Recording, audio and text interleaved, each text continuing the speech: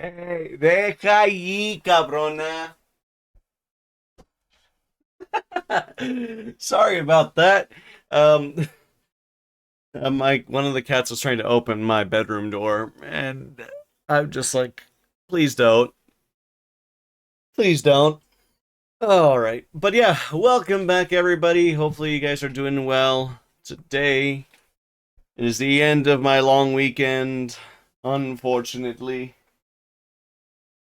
but we will make good use out of our time. I hope you guys are all doing well tonight. Um, like it says in the description, we're going to be checking out Wuthering Heights. Uh, I have here you go. I was like, where is it? I have the Signature Classics edition. Um, this one was given to me courtesy of one of my attorneys at work, and yeah, um, he's been harping on me to read it, and I've been I've been putting it off for a little while just because I'm like, oh man, there's so many other books I want to read, um and I just like but I wanted to get it. I wanted to read it. I wanted to read it and like get through it because I was a little curious. I'm a little curious, or I'm a little bit more a little more curious about like Emily Bronte after Vex read Jane Eyre. And I was really curious about these sisters because I believe it was like three sisters that each wrote their own novel. Um, let me double check, but because yeah, there were the three Bronte sisters. They each wrote their own a novel. Emily Bronte wrote Wuthering Heights, Charlotte wrote Jane Eyre, and Anne wrote The Tenant of Wildfell Hall. Um, so yeah, I was again a little curious about this. Um, a little curious about the authors, especially after hearing one person read their books. So, um, what I also understand from this book is despite how some people try to sell it, it is not a romance, which is really interesting because like even like the back of this version that I have, on the back of it says, "Be with me always, take any form, drive me mad.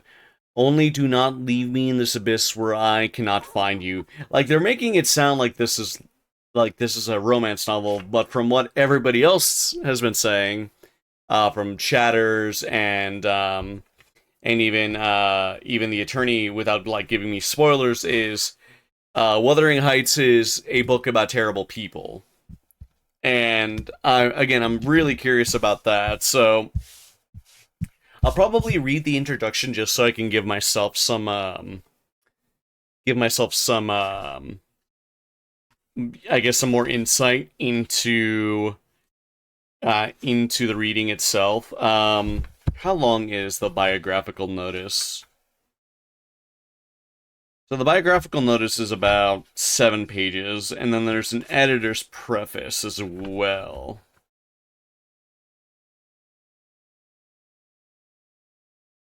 I think I'll just read the biographic notice, and then we'll get into the chapter proper. But yeah, before we get into that, I'll yap a little bit as I always do. Um, like I said, I hope you guys had a good day today. I woke up kind of I was awoken a lot earlier than I thought I was going to be um because my mom needed me to move my car, and but like she sent my sister to wake me up, and it's like how do you expect me to understand my sister? By the way, because my sister's deaf, my sister can't really talk. All I understood of my sister in my half sleep stupor was mom and dad and that's it. Like I'm like, okay, just close the door because I didn't want Mancha coming into the room because Mancha just like as you all know by now, Mancha's a fucking menace, and so I was like, yeah, no, we're just close the door. Well, I'll go upstairs and see what mom wants in a second, right? And so yeah, they just asked me to, or my mom just asked me to move my car because um my dad wanted to my dad is was looking to what's it called, he wanted to move this little cart that we got into the like ready into the garage to potentially move the bed of the truck that we're restoring. But now it's raining. And I was gonna, and that's where my favorite part in all this is. Um, my favorite part in all this is that yeah, it's raining finally. Um, I'm so happy about that. That it's finally raining here in the area. It's brought down the temperature quite a bit. It doesn't feel all gross and everything. It's like, oh man, it feels so nice when the rain comes in and it just kind of just it washes away all the dust and the pollen and all that.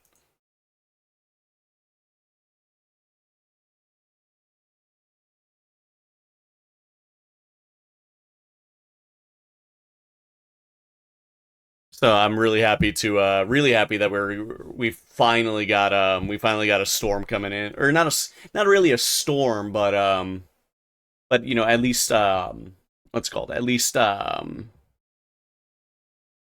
my god, at least some rain just to kind of again clear everything out and just make everything feel a lot better. Um, after I helped out around the house, cleaned up the backyard, played with the dogs for a little bit, um, cleaned their cleaned their kennels. God, I can talk. I swear. I cleaned their kennels and picked up their poop and all that stuff. Being a good dog dad for them. Um, and then I played a little bit of Deadlock. We had one good game. Albeit Taka was just absolutely roasting me. It was really funny because mind you, I am bad at video games, as you guys, as you guys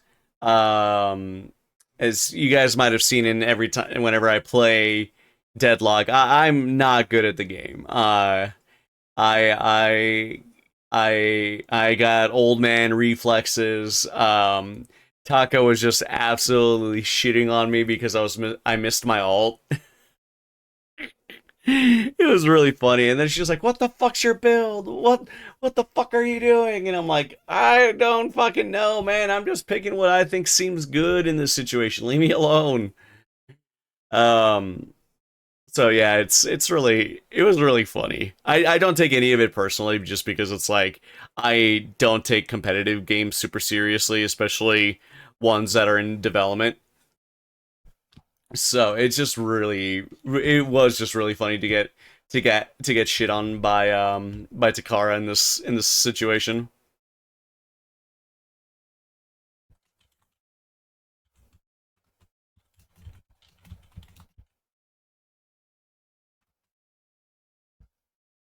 Oh man. But yeah, we had one game, or was it two games? I think we had like two wins and then a loss, I want to say. Because but yeah, because like the either way the last match we got royally curb stomped. Um we tried our best we tried our best against these guys. These guys were fucking strong. These guys were like the super sweaty people that are really high ranked in Deadlock.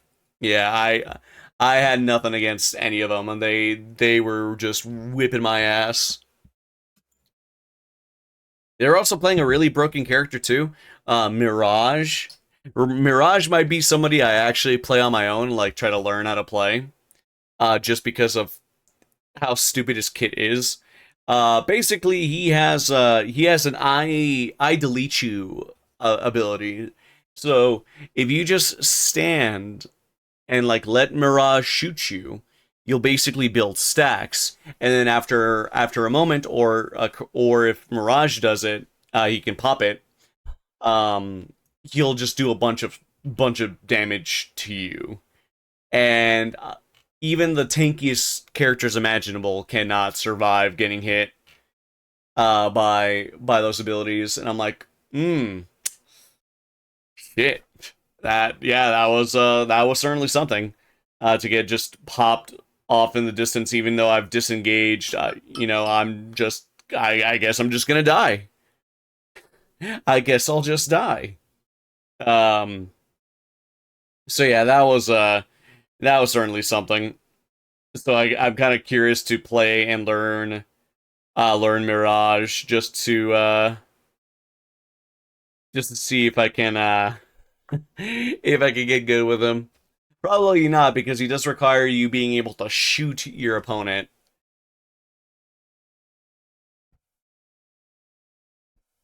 Oh jeez. And I am not a good shot. I'm very bad at shooting. Very, very bad at the shooting, but I will try anyway because I do like trying to get better. Like I like the process of getting good at something.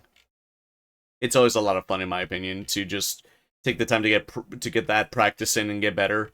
Um I guess like last little side tangent, when Tekken 8 first came out and I was like trying to keep up with my friends trying to play it.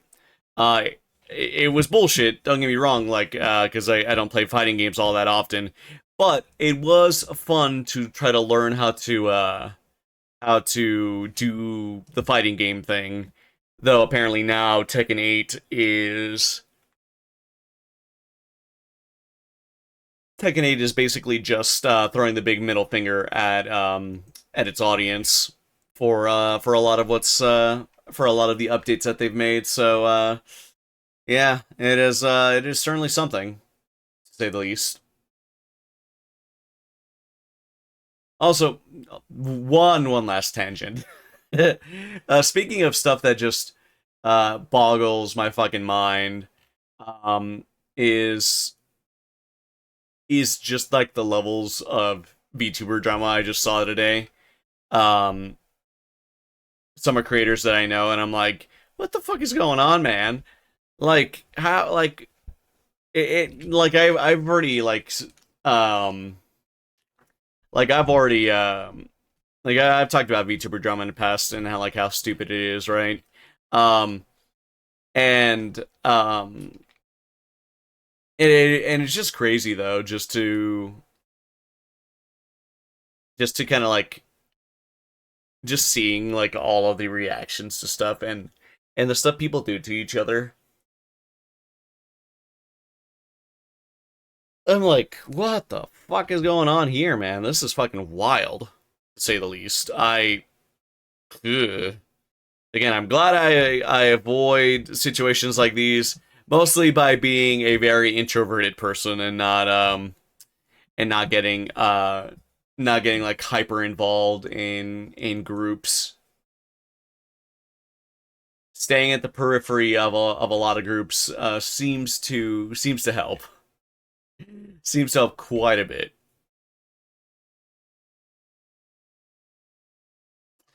But yeah, let me see what's going on here. I want uh my mom's asking me about dinner. Tacos and taros. Do they have a menu? Uh,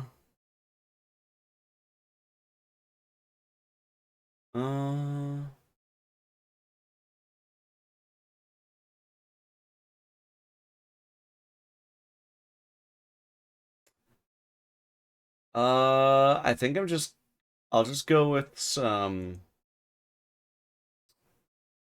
We already had tacos today, and we had tacos last week. Uh,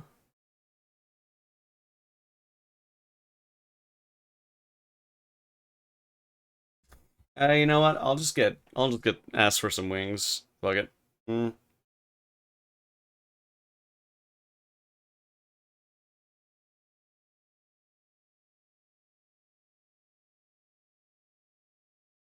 mm. Give me a second, guys. Apparently I'm getting some dinner. Also, my tracking just fucked up. What is going on? VTube Studio? No, not VTube Studio. VBridger. There we go.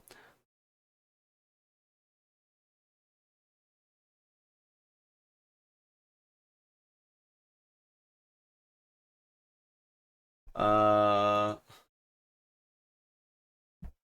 I don't need a lot. I'll take. Uh, and I'll go something kind of hot. I'll go with the chipotle barbecue. There we go. I did see something that was really funny. Um,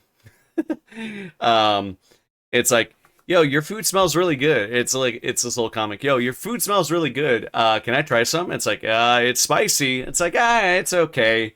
And then it cuts to the it cuts to to the little character up in the pearly gates.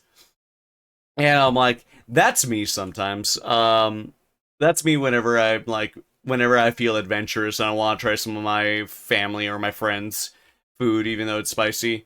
Even though for the most part, I will say I don't do it often, just because I don't like super spicy stuff. And knowing my friends and my family, I'm like, yeah, nah, I'm good. I'm good considering most of the stuff that they like. All right. All right. But yeah, let's go ahead and get into this then. Without any further ado, we'll go ahead and get into Wuthering Heights by Emily Bronte. So, like I said before, we'll read the biographical notice. There we go. I can talk. I can read. I swear, I can read. Despite what these motherfuckers, what Soren said last night, I can read.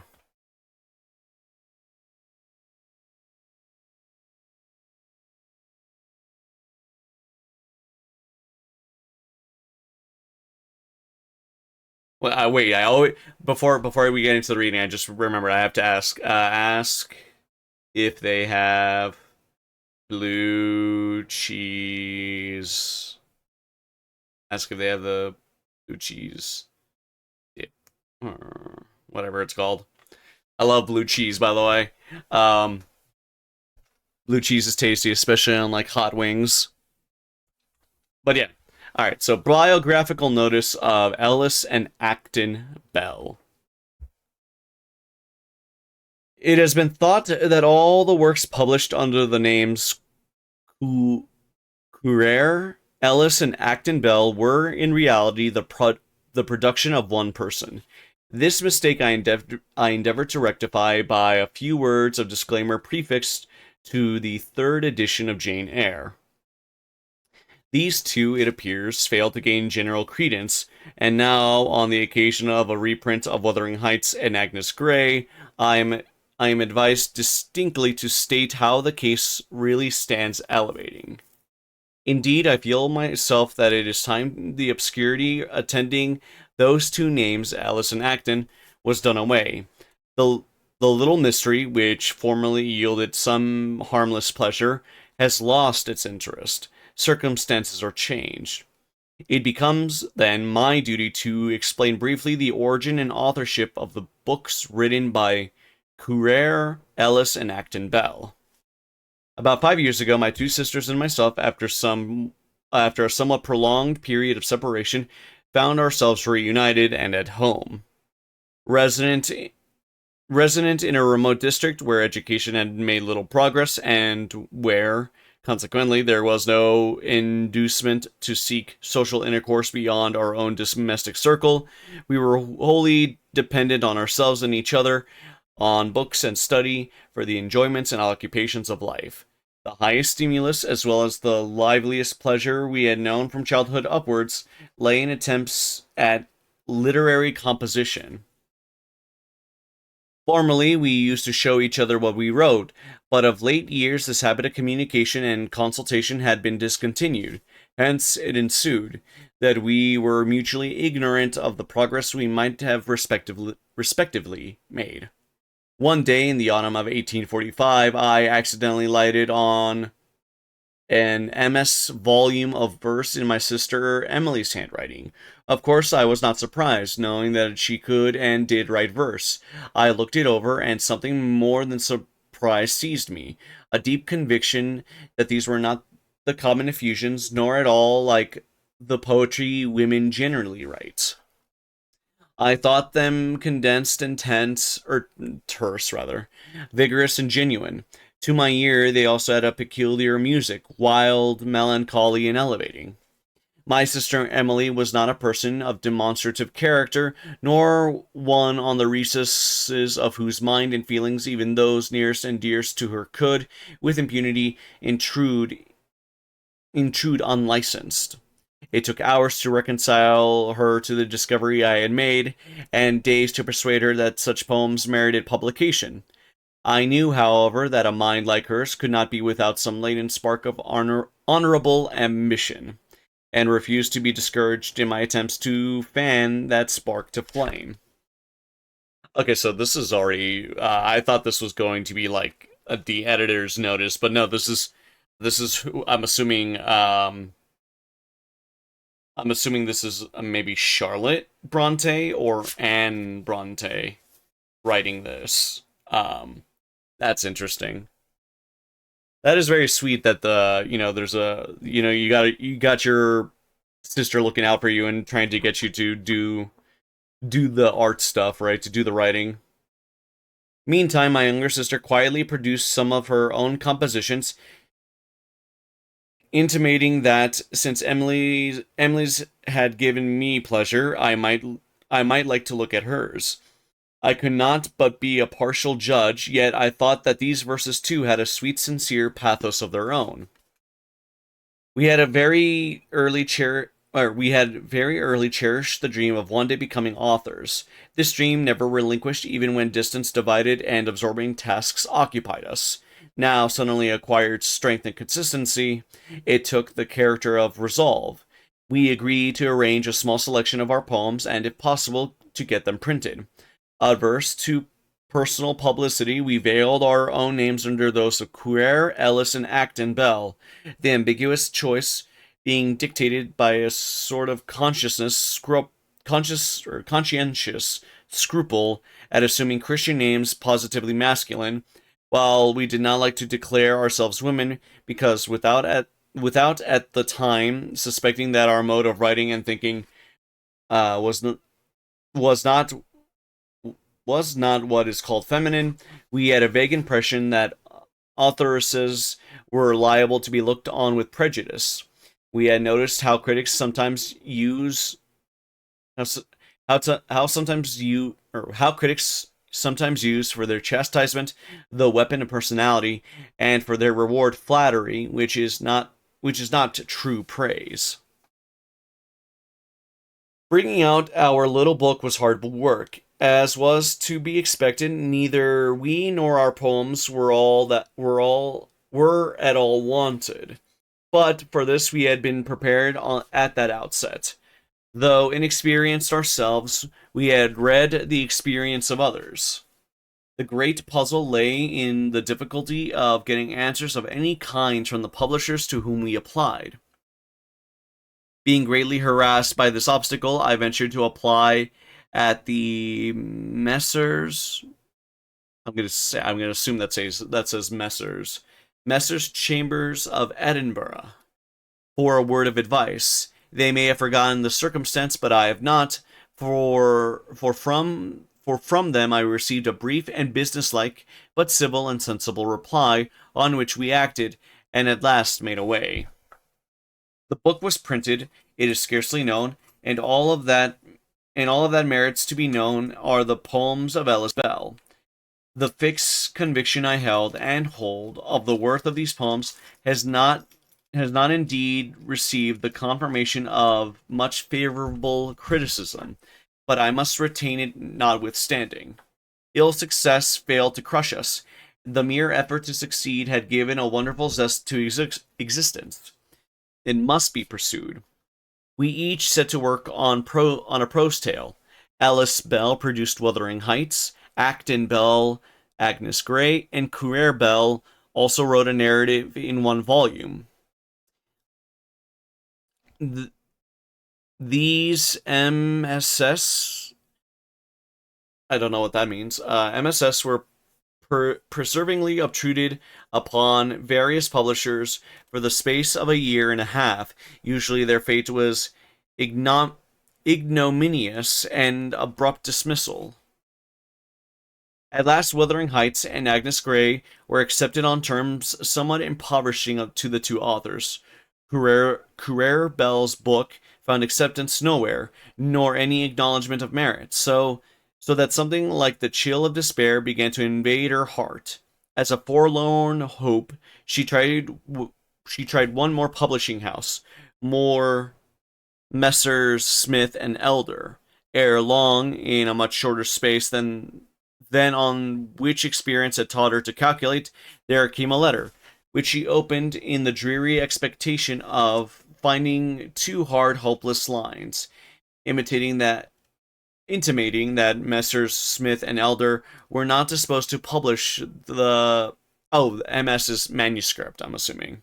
And instead, she took out the envelope, a letter of 2 pages. She read it trembling. It declined, indeed, to publish that tale for business reasons, but it discussed its merits and demerits so courteously, so considerately, in a spirit so rational, with a discrimination so enlightened, that this very refusal cheered the author better than a vulgarly expressed acceptance would have done.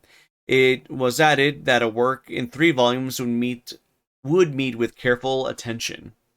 Hey, Sally, how's it going? Welcome back. How are you doing today, Sally?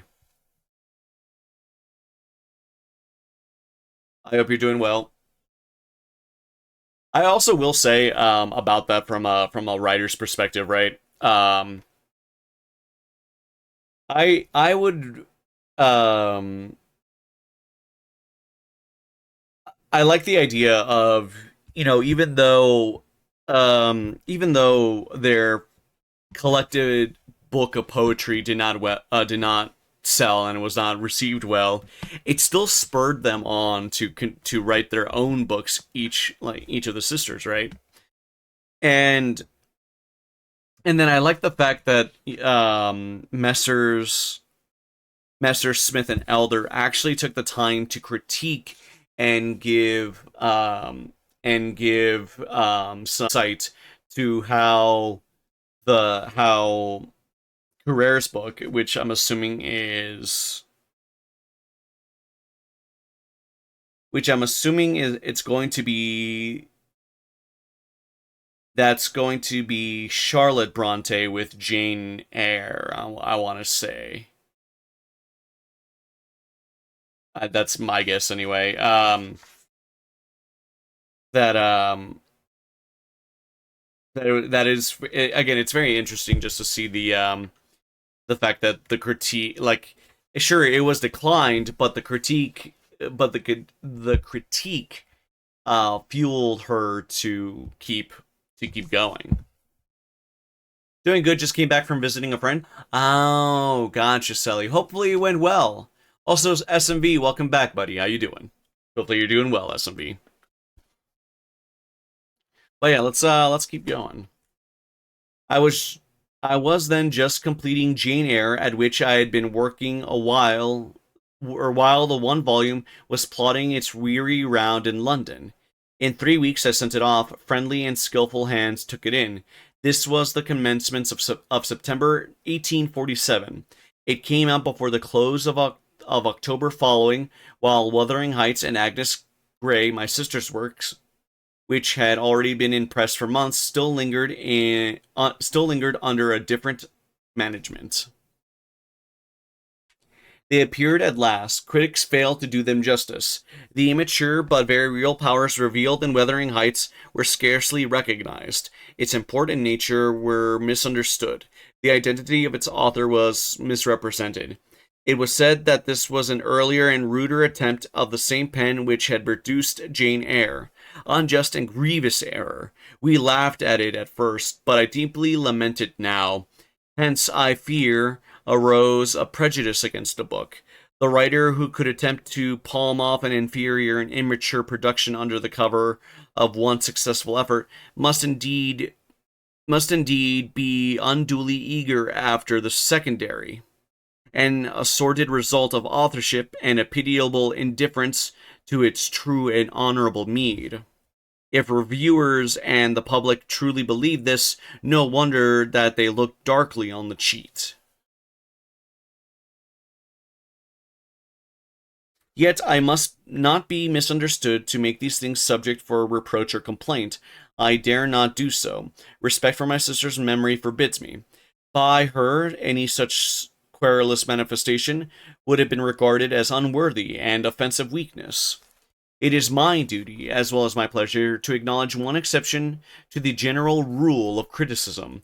One writer, endowed with a keen vision and fine sympathies of genius, has discerned the real nature of Wuthering Heights, and has, with equal accuracy, noted its beauties and touched on its faults. Too often do reviewers remind us of the mob of astrologers, Chaldeans, and soothsayers gathered before the writing on the wall, and unable to read the characters or make known the interpretation.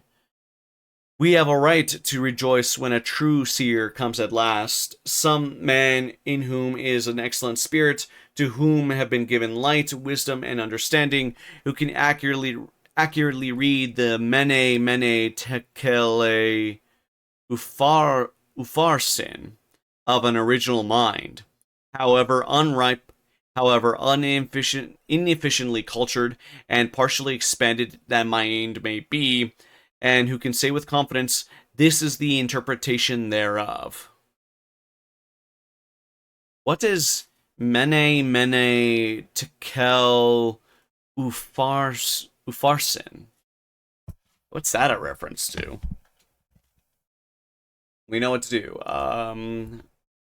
Mene tekel upfarsin. It's a phrase from the Bible. Okay.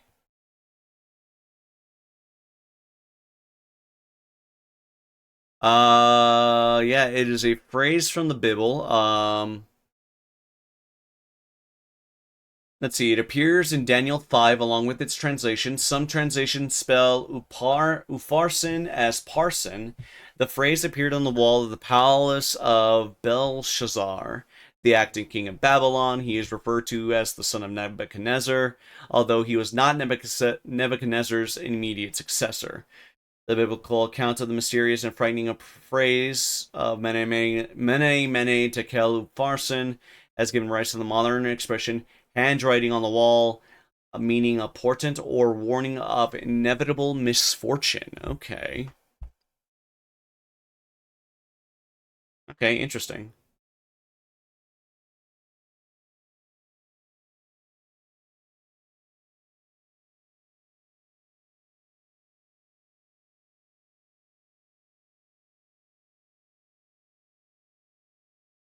Hmm. So I think what Charlotte's saying here, at least from what I'm parsing out, is like nobody really understood the nobody understood what her sister was writing about, and they just kind of dismissed it, right? Um, and only one other person, or at least they're hinting at one other person, made it clear that like no, this is the actual or what the writing actually means. At least that's the way I'm parsing this out.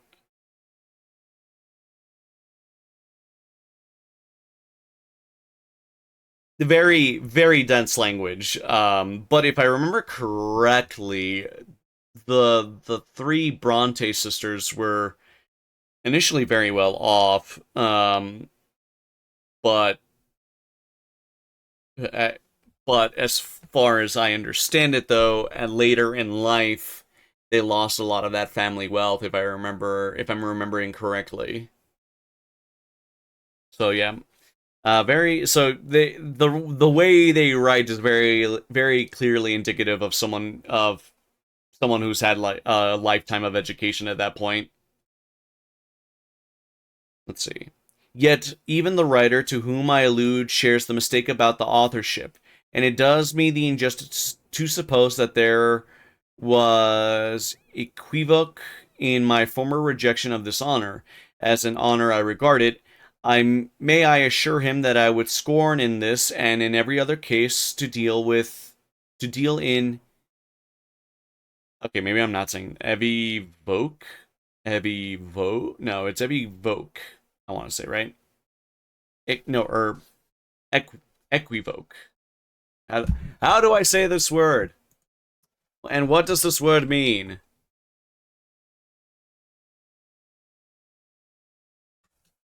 Uh, equivoke. It refers to an ambiguous term, pun, or double meaning. Equivoke. Equivoke. Okay, equivoke. Okay. So I may assure him, may I assure him that I would scorn in this and in every other case in deal in equivoke. I believe language to have been given us to make our meaning clear and not to wrap it in dishonest doubt. Hmm. Okay. The tenant of Wildfell Hall by Acton Bell had likewise an unfavorable reception. At this I cannot wonder. The choice of subject was an entire mistake. Nothing less congruous with the writer's nature could be conceived. The motives which dictated this choice were pure, but I think slightly morbid.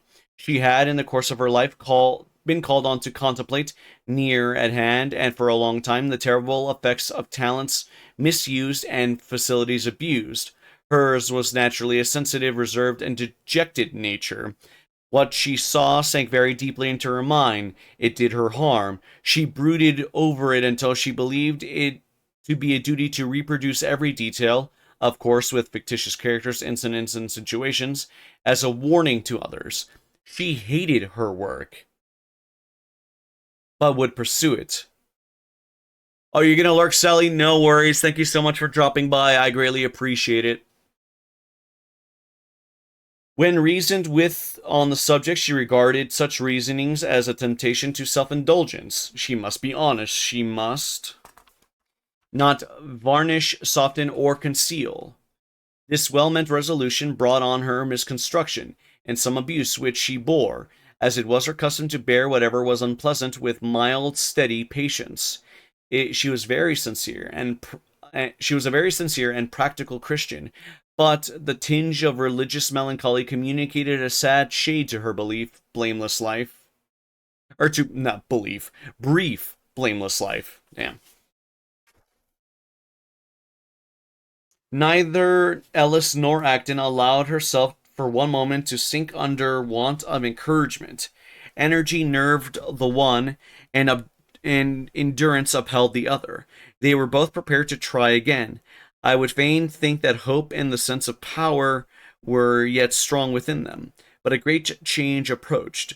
Affliction came in that shape which to anticipate its dread, to look back on grief.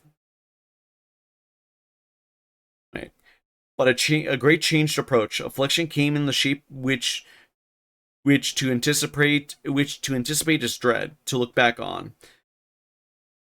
or to look back on grief.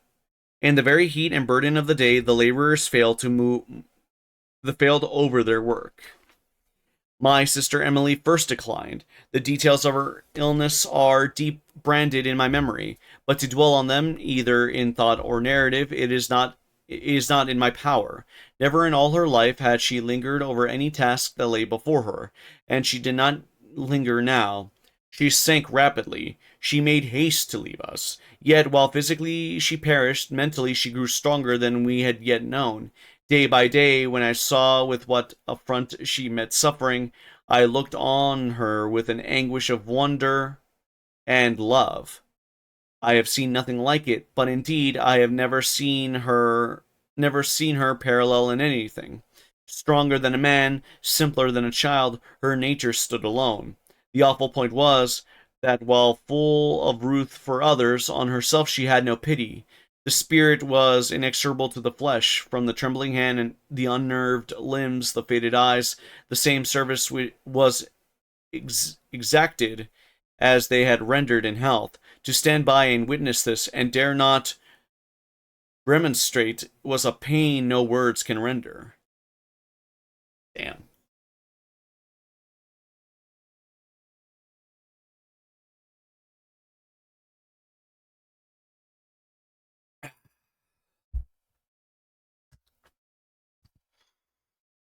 2 cruel months of hope and fear passed painfully by, and the day came at last when the terrors and pains of death were to be undergone by this treasure, which had grown dearer and dearer to our hearts as it wasted before our eyes. Towards the decline of that day, we had nothing of Emily but her mortal remains as consumption left them. She died December 19th, 1848. Damn. So she died of TB then, right?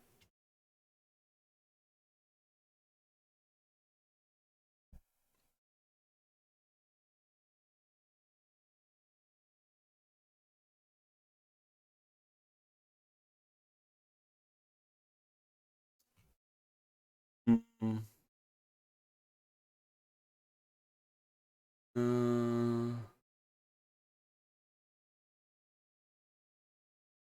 Yeah, so it looks like the brother, their brother Branwell died probably of tuberculosis that same year. Jeez, dude. And tuberculosis was a killer. Holy hell.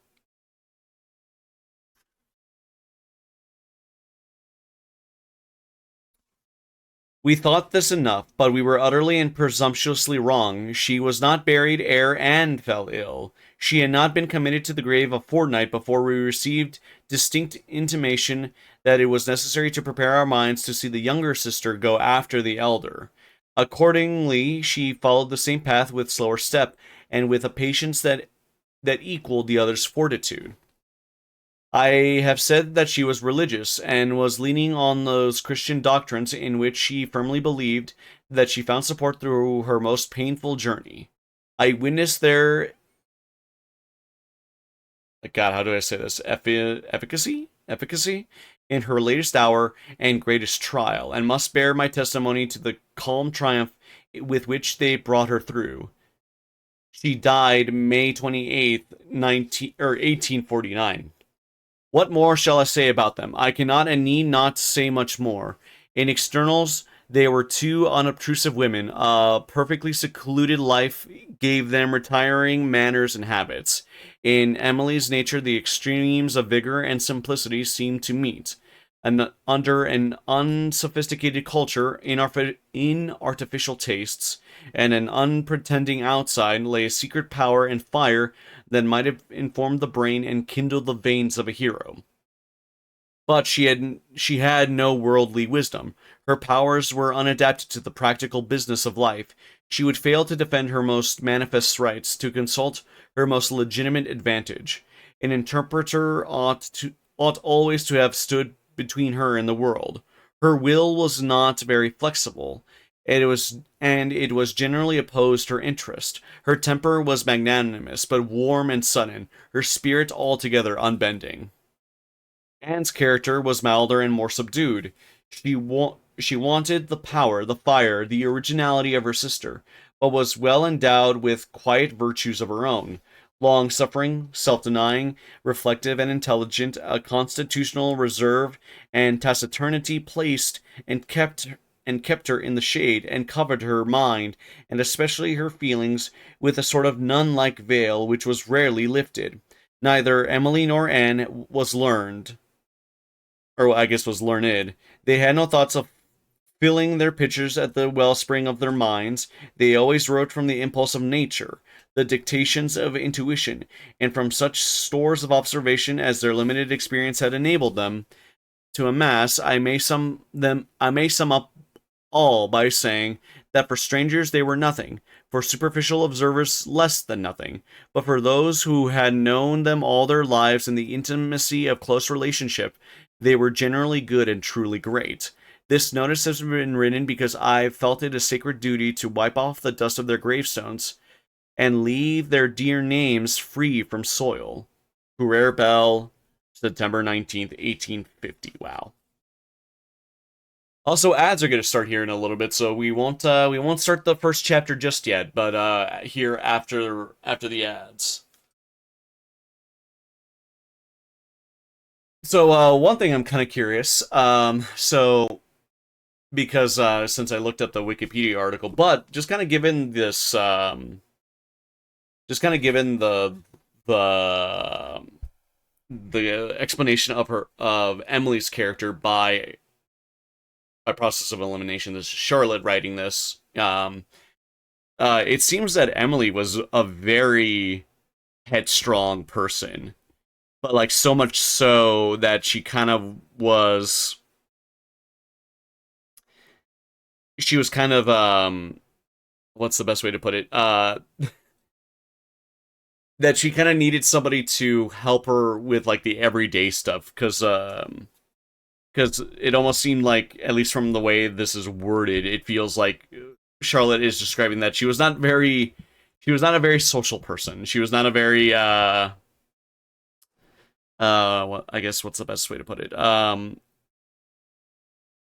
Like she had all these opinions. She had all this character, but it was almost too much at times for a lot of people, it seems.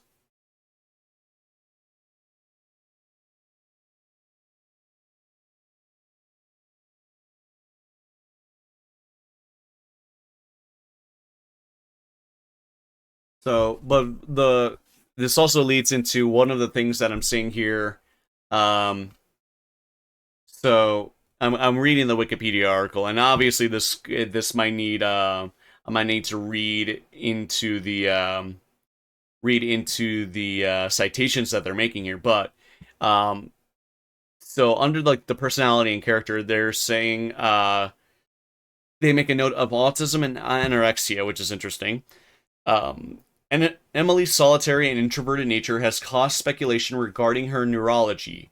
Juliet Barker writes in her biography of the Brontes that Emily was so absorbed in herself and her literary creations that she had little time for genuine suffering of her family. The biographer Harmon has speculated that Emily's adherence to routine, along with her anger management issues, her aversion to social situations, and her attachment to her home, may all indicate she had a form of autism. Although she seemingly enjoyed cooking and helping in the kitchen, John Sutherland mentions her obstinate fasting, and the biographer Catherine Frank suggests that Emily may have suffered from anorexia. All of this all of this stuff is cited, so I'm kind of curious. It is really That's one of those things that I think is really interesting about speculating about the neurology of like certain people. Uh because because of just because of, I guess like the best way to put it, like modern understandings of the spectrum of neurodivergence. It makes you really wonder, like, okay, who throughout history was probably neurodivergent, right? I think there was like some hint that not hint, but like there was some speculation, I think, that Isaac Newton might have been neurodivergent, just given records of like what his home was like, his behavior, a lot of like his antisocial like personality. He was from what I understood, like he was just a homebody through and through, just obsessed with his work. Um,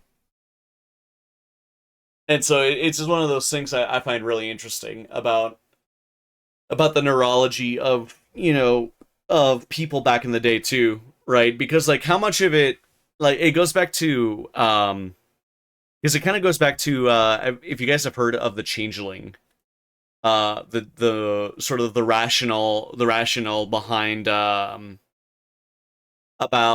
the myth of the changeling, right? Where it's the story goes that a changeling is a fairy child being cared for by regular folk after the fairies had taken a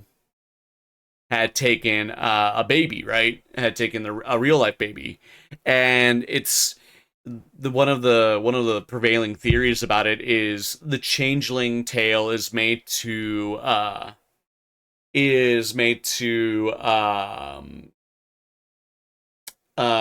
kind of explain to families that like, oh yeah, your weird kid, the weird kid that kind of just stares off at nothing,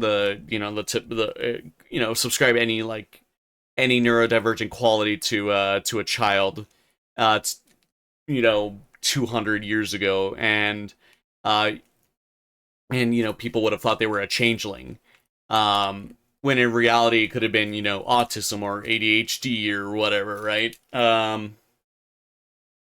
And and so it's just one of those things. It's like, man, how many people back in the day were neurodivergent and just like really good at masking it, past like childhood and all that. I think the other thing too, the myth of the changeling was another one. Was also used to explain, like it was supposed to be like a comfort to families who had lost children early on, because nobody likes to think of the idea of like, oh yeah, my baby died because of some random disease that they got, because they didn't know anything about disease back then, right? And it's like, well, what if we got a fairy baby and the fairy baby got sick and died because it's a fairy, but the real child is off living in fairyland somewhere. um so like there's a couple of interpretations of the changeling myth, and it kind of just goes back to this whole idea of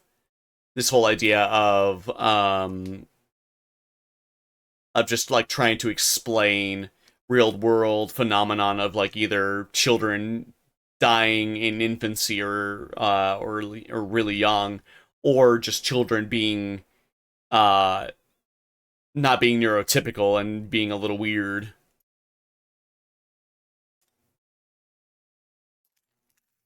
But yeah, looks like ads are done, so da, da, da. we will we'll just go ahead and get into the first chapter then. The first chapter is how many pages? Oh, the first chapter is short. It is only about 5 pages. Okay. So yeah, let's get to it. So this is volume 1, chapter 1. 1801. I have just returned from a visit to my landlord, the solitary neighbor that I shall be troubled with. This is certainly a beautiful country. In all England, I do not believe that I could have fixed on a situation so completely removed from the stir of society. A perfect misanthropist's heaven, and Mr. Heathcliff and I are such a suitable pair to divide the desolation between us. A capital fellow. He little imagined how my heart warmed towards him when I beheld his black eyes withdrawn so suspiciously under his brows as I rode up, and when his fingers sheltered themselves with a jealous resolution still further in his waistcoat as I announced my name. "Mr. Heathcliff," I said. A nod was the answer. "Mr. Lockwood," Your new tenant, sir. I do myself the honor of calling as soon as possible after my arrival to express the hope that I have not inconvenienced you by my perseverance in soliciting the occupation of Thrushcross Grange. I heard yesterday you had some thoughts. Thrushcross Thrush Oh god. I'm gonna trip over this one. Thrushcross Thrushcross Grange is my own, sir, he interrupted, wincing. I should not allow anyone to inconvenience me. If I could hinder it, walk in. The walk in was uttered with close teeth and expressed the sentiment, go to the go to the deuce? I think that's what it says, yeah. Go to the deuce. Even the gate over which he leant manifested no sympathizing movement to the words, and I think that circumstance determined me to accept the invitation. I felt interested in a man who seemed more exaggeratedly reserved than myself. When he saw my horse's breast fairly pushing the barrier, he did pull out his hand to unchain it, and then sullenly preceded me up the causeway, calling as we entered the court. Joseph, take Mr. Lockwood's horse, and bring up some wine.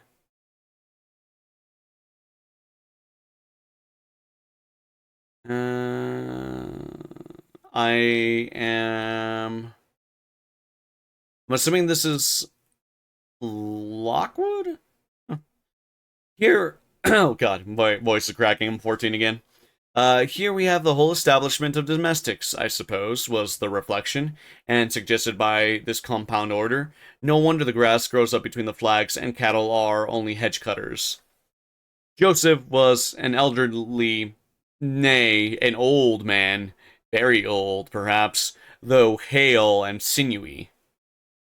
Lord, the Lord help us, he soliloquized in an undertone of peevish displeasure, while relieving me of my horse, looking, meantime, in my face so sourly that I charitably conjectured he must have need of divine aid to digest his dinner, and his pious ejaculation had no reference to my unexpected advent.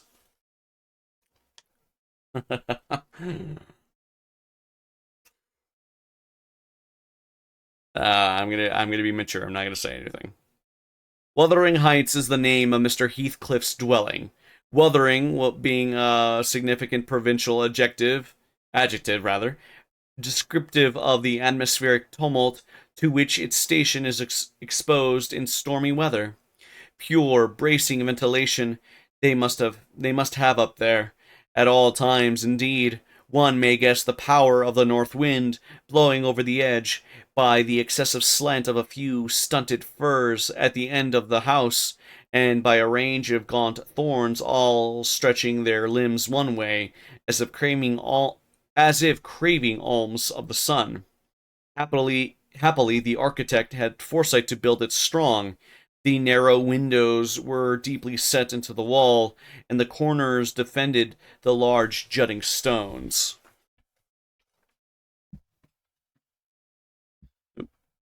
Before passing the threshold, I paused to admire a quantity of grotesque carving lavished over the front, and especially about the principal door, among a wilderness of crumbling griffins and shameless little boys, I detected the date 1500 and the name Hareton Earnshaw. I would have made a few comments and requested a short history of the place from the surly, I guess say sourly, from the surly owner, but his attitude at the door appeared to demand my speedy entrance or complete departure, and I had no desire to aggravate his impatience previous to inspecting the penetralium. What the hell is a penetralium? What is that?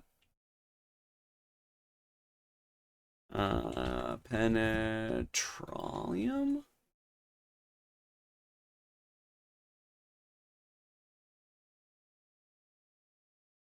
The innermost, hidden, or secret part of a building, place, or thing. Oh, so it's like, okay, inner sanctum is a synonym for it.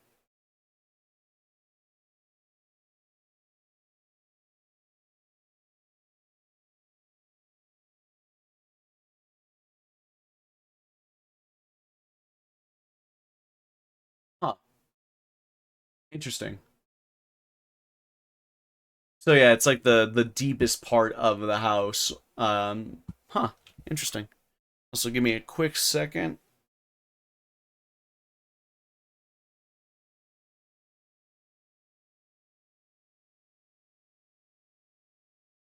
Oh hell yeah, Franz is doing his Franz is doing his PAX East recap. Oh, that's interesting. I'll have to watch that later. I did not go to PAX East this year, which sucks. I wanted to.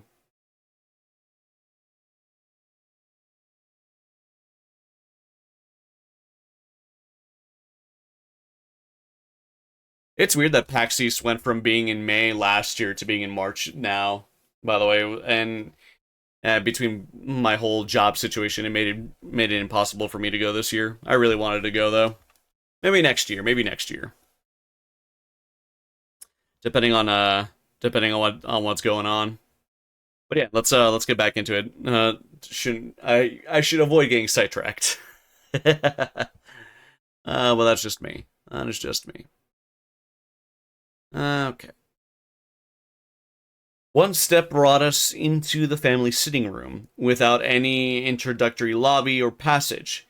They call it here the house preeminently, it includes kitchen and parlor generally, but I believe at Wuthering Heights the kitchen is forced to retreat altogether into another quarter.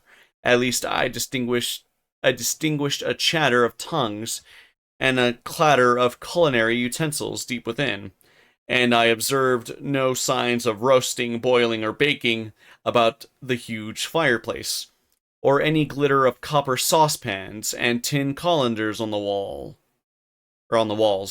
One end, indeed, reflected splendidly both light and heat from ranks of immense pewter dishes, interspersed with silver jugs and tankards, towering row after row in a vast oak dresser to the very roof.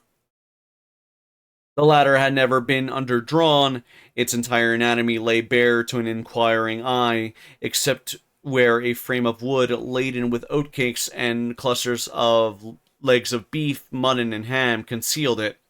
Above the chimney were sundry villainous old guns and a couple of horse pistols, and by way of ornament, three gaudily painted canisters disposed along its edge. The floor was of smooth white stone, the chairs high backed primitive structures painted green, one or two heavy black ones lurking in the shade. In an arch under the dresser reposed a huge liver colored bitch pointer, surrounded by a swarm of squealing puppies, and other dogs haunted other recesses. I was gonna say, it's like, wait, what is he describing here? A liver colored bitch pointer. And then I realized, oh, it's a dog. Um, okay, and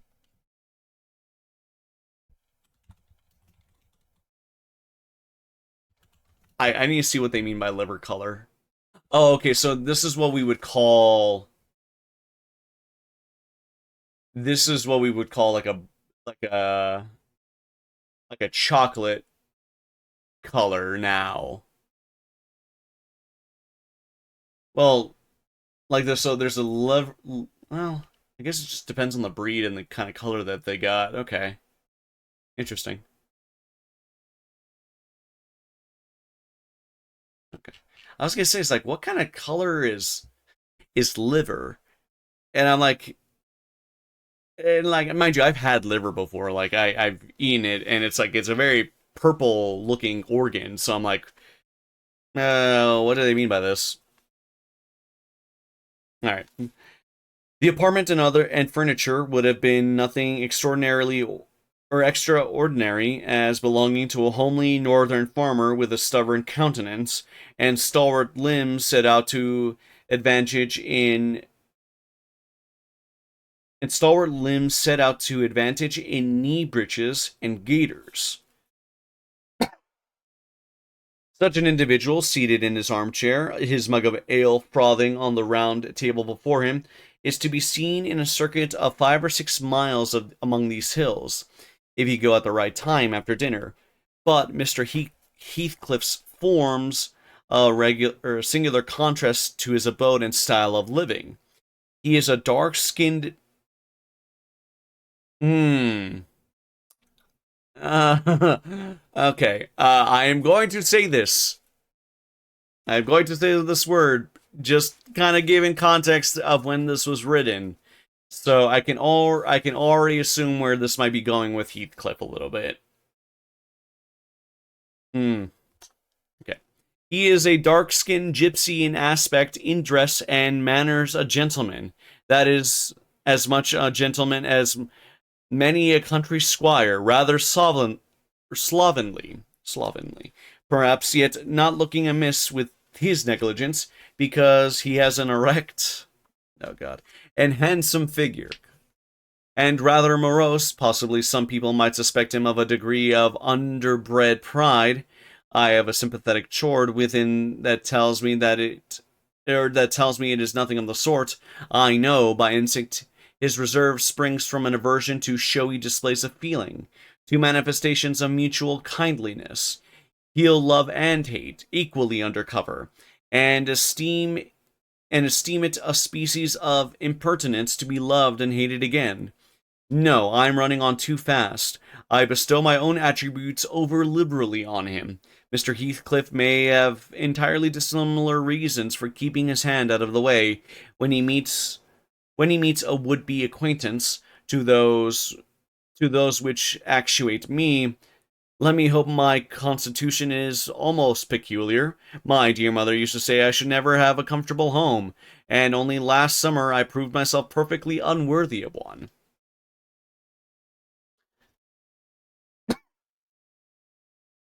So yeah, this is definitely a product of its time. Uh, so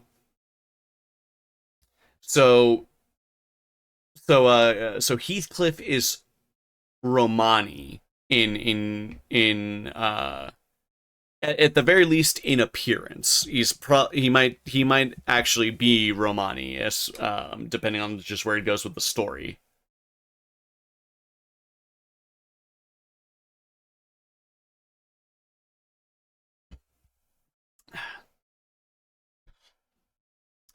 Honestly, though, I'm kind of getting a little bit of little flashbacks to Edmond Dantes in the way both Heathcliff and he were described. You know, very very handsome guys, but very sullen and very dark. Though, as whereas Dante's is often described being pale when he became the Count of Monte Cristo, right? You know, being in the jail for 15 years, like of course that would happen. Um, and Heathcliff being Romani, but kind of similar vibe I'm getting from both characters already.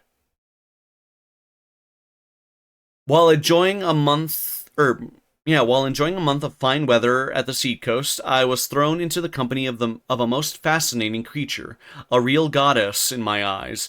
As long as she took no notice of me, I never told my love vocally. Still, if looks have language, the merest idiot might have guessed that I was over head and ears. She understood me at last and looked a return, the sweetest of all imaginable looks, and what did I do? I confessed it with shame, shrunk icily into myself like a snail, at every glance retired colder and farther, until finally the poor innocent was led to doubt her own senses, and overwhelmed with confusion at her supposed mistake, persuaded her mamma to decamp. By this curious turn of disposition, I have gained the reputation of deliberate heartlessness. How undeserved! I alone can appreciate. I took a seat at the end of the hearthstone opposite that towards which my landlord advanced, and filled up an interval of silence by attempting to caress the canine mother, who had left her nursery, and was sneakily wolfishly and was sneaking wolfishly at the back of my legs, her lip curled up, and her white teeth watering for a snatch. My caress provoked a long, guttural growl. "You'd better let that dog alone," growled Mr. Heathcliff in unison, checking fiercer demonstrations with a punch of his foot. "She's not accustomed to be spoiled, not kept for a pet." Then, striding to a side door, he shouted again, "Joseph!" Joseph mumbled instinctly in the depths of the cellar, but gave no intimation of assenting. So his master dived down to him, leaving me vis-a-vis the God, how the ruffian the rough ruffianly is that how I would say that, ruffianly, leaving me vis-a-vis the ruffianly bitch and a pair of grim, shaggy sheepdogs who shared with her a jealous guardianship over all my movements. Oh, good, being stared down not by one dog, one sour-looking dog, but three. Okay. What does vis-a-vis mean? Vis-a-vis.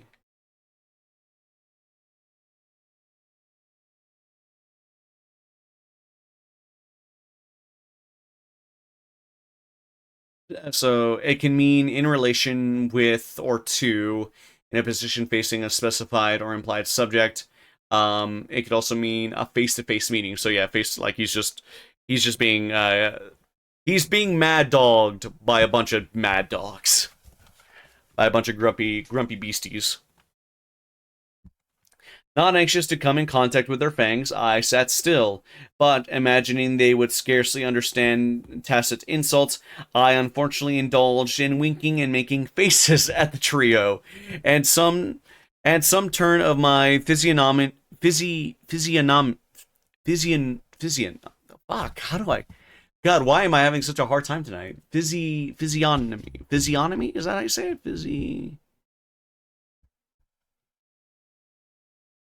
Physiognomy. There we go. I swear I can talk.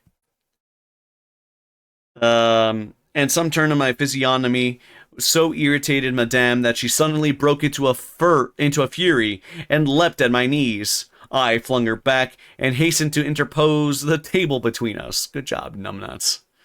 God, this proceeding aroused the whole hive. Half a dozen four-footed fiends of various sizes and ages issued from hidden dens to the common center. I felt my heels and coat laps peculiar subjects of assault, and, parrying off the larger of combatants as effectually as I could with the poker, I was constrained to demand aloud assistance from some of the household in re-establishing peace. Dude, this is what you get uh for making silly faces at the dogs, you idiot. God, he deserved it. Lockwood deserved it. Mr. Heathcliff and his man climbed the cellar steps with vexatious phlegm. I did not think they moved 1 second faster than usual, though the hearth was an absolute tempest of worrying and yelping. Happily, an inhabitant of the kitchen made more dispatch. A lusty dame with a tucked-up gown, bare arms, and fire-flushed cheeks rushed into the midst of us flourishing a frying pan, and used that weapon and her tongue to such purpose that the storm subsided magically, and she only remained, heaving like a sea after a high wind, when her master entered on the scene. "What the devil is the matter?" he asked, eyeing me in a manner that I could ill endure after this inhospitable treatment. What the devil indeed, I muttered. The herd of possessed swine could have had no worse spirits in them than those animals of yours, sir. You might as well leave a stranger with a brood of tigers. They won't meddle with persons who touch nothing, he remarked, putting the bottle before me and restoring the displaced table. The dogs do right to be vigilant. Take a glass of wine? No, thank you. Not bidden, are you? If I had been, I would have set my signet on the biter.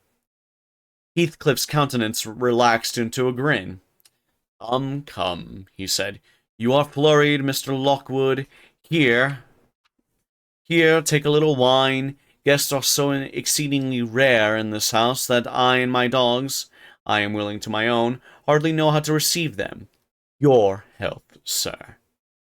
I bowed and returned the pledge, beginning to perceive that it would be foolish to sit sulking for the misbehavior of a pack of curs. Besides, I felt loath to yield the further amusement at my expense, since his humor took that turn.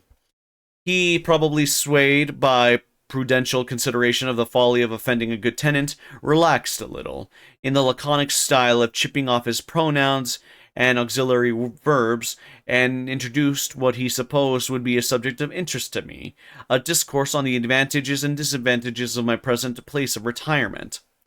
I found him very intelligent on the topics we touched, and before I went home I was encouraged so far as to volunteer another visit tomorrow. He evidently wished no repetition on my intrusion. I shall go, notwithstanding. It is astonishing how sociable I feel. I feel myself compared to him. Okay, so certainly something. So Heathcliff very much is he himself is a homebody, just kind of living living with his servants and the like, but ostensibly living alone. Whereas whereas Mr. Lockwood is looking for he's looking somewhere to rent, basically, is what I'm again from what I've gathered from this. So again, certainly and then Lockwood antagonizing the dogs like he did. Yeah, so I can already tell where this is coming from. Where it's like probably everybody in this book is already terrible. The fact that Lockwood is antagonizing dogs the way he is, like, come on, man, why do that?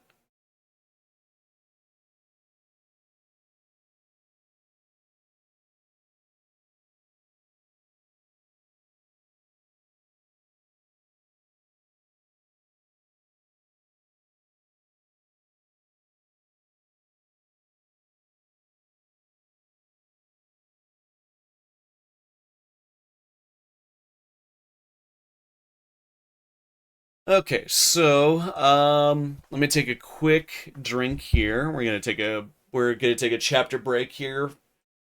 Let myself stretch.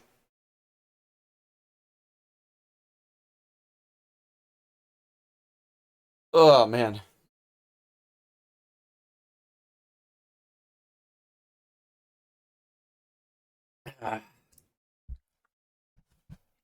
All right, so let's see. Let me open up my stream manager and see how we're doing on time. Okay, so we have half an hour. We have half an hour, and how many pages in this chapter?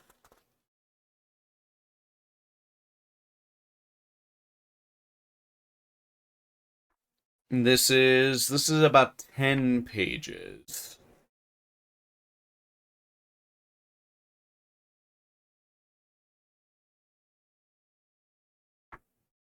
Um, I feel like this might take a little bit, just because of how long it took to for us to get through this chapter. So So what I'll do is I'll run ads early. Actually, I'm gonna go get myself some more water in the meantime, then, and then we'll get into chapter 2. I think that's the best way I can do it without potentially getting interrupted during by ads during the chapter read. So yeah, let me go ahead. I'm gonna go get some water. I'll be right back, and I'm gonna run ads here very quickly.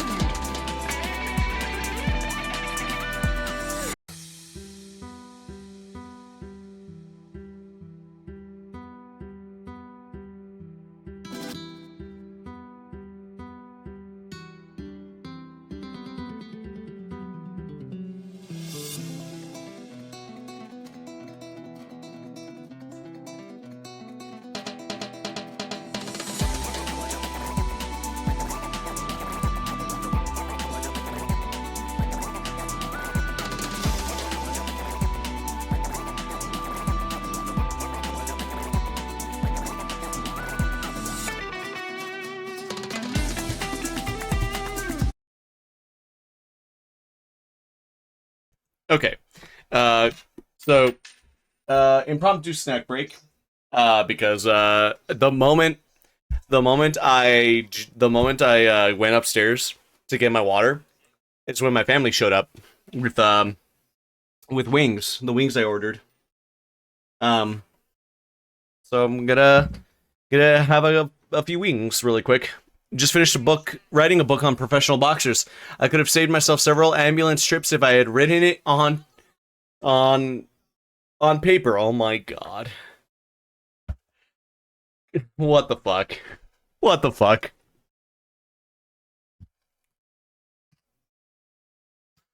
What the fuck, SME? God damn it. I was gonna say, it's like, wait a minute. It's like, okay, what's the joke here? And then, oh my god, the punchline.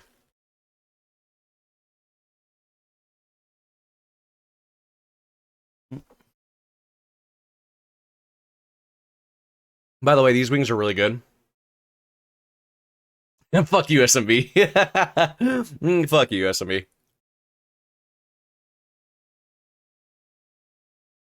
By the way, this is the kind of spicy that I like.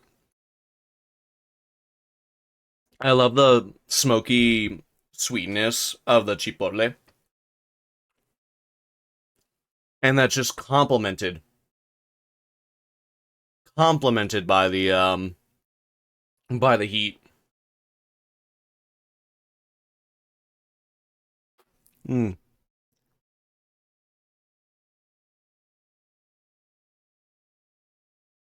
Did the wings come from Red Bull? No, why? Um, I prefer boneless wings, usually barbecue flavored. Oh, okay. I thought I had asked for boneless, but maybe I didn't. Maybe I just asked for wings.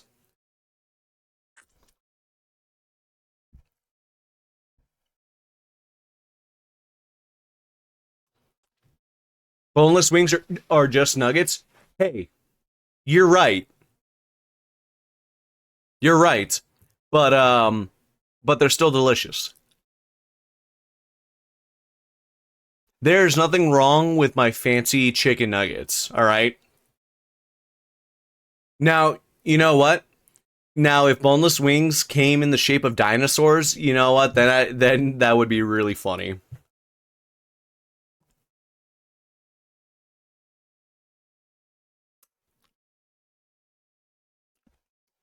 Oh, from the commercial, Red Bull gives you wings. Oh, gotcha.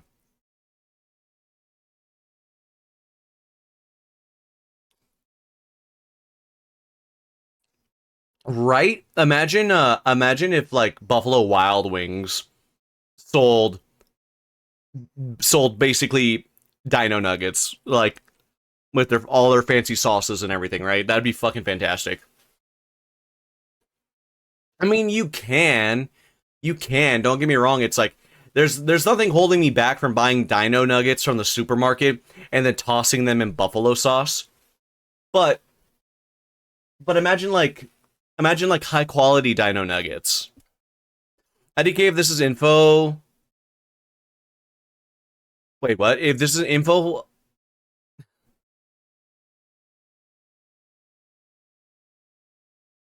uh, wait. If this is of note to you, Oz, but magic cannot stop Venom mid dive with her own dive. Okay, gotcha. Thank you, Soren. I needed a little bit of clarification there. I think you typed a little too quickly there, my friend. I've seen fish sticks in the shape of sharks. Yo, that's fucking sick.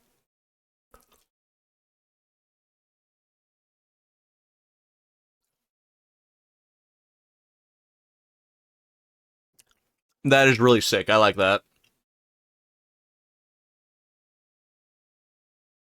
And but yeah, I would say, you know, you know what? If I ever have kids, or for whatever reason, if I end up getting like, if or for whatever reason I feel like I want to have Dino Nuggies one night, I'm gonna make fancy Dino Nuggets and I'm gonna toss them in barbecue sauce or whatever, buffalo sauce. Fish is brain food. Maybe you should eat a whole whale. Yeah, The shapes definitely hit different. The shapes definitely hit different. They add like a certain je ne sais quoi. Make a mashed potato volcano. Damn right.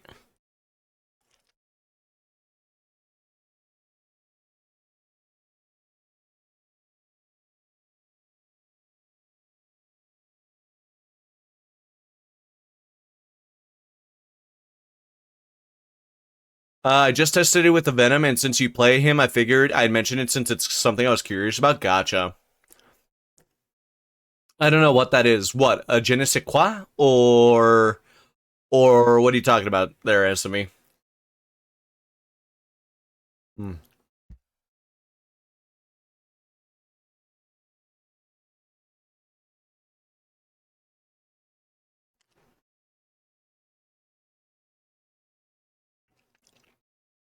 You know what je ne sais quoi is, right? It's like they got the chutzpah, or however you say it.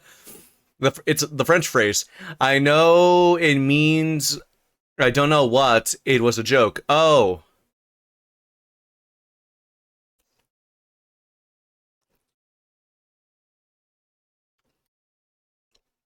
see that joke went over my head because I don't know French, and so all the time I was like, yeah, certain je ne sais quoi.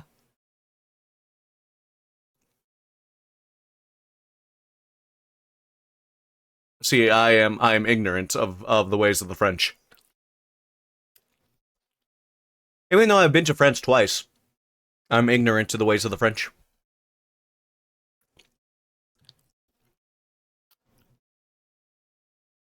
Oh, it literally means I don't know what. Oh, gotcha. Okay.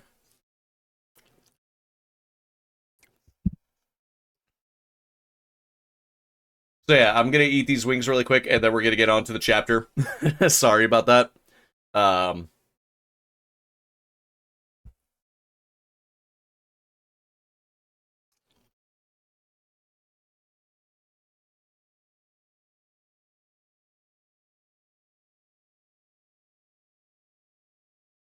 hmm. I'm gonna have to wash my hands after this, though.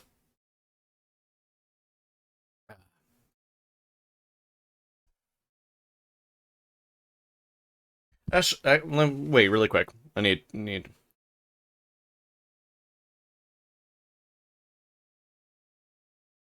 I don't know if this is blue cheese or not. By the way,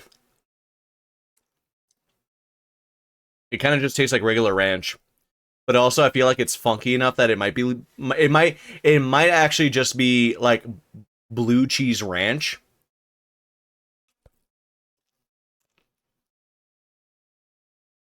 Hmm. Hmm. It's been ages since I've read Wuthering White or Wuthering Whites. Wuthering Heights, you're in for a good read. That's what I keep hearing, yeah.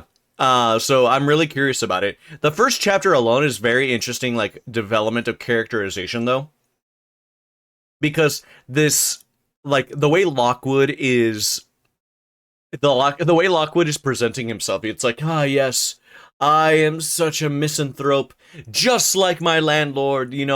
He has his house all the way out in the sticks, basically, and I'm going to rent and live in on his property, and we're such misanthropes and unattached from society and all this kind of stuff. I'm kind of curious to see where this goes.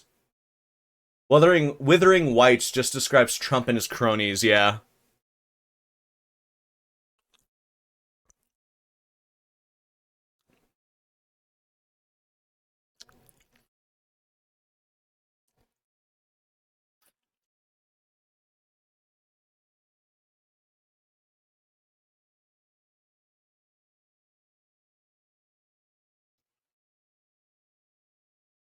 I'm a bit disappointed in the new movie though. Have heard some I have heard some thoughts about the movie.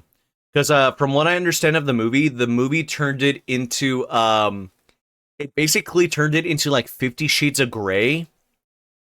Like a whole bunch of like they turned it into like just a lot of like basically turned it into like BDSM, right? And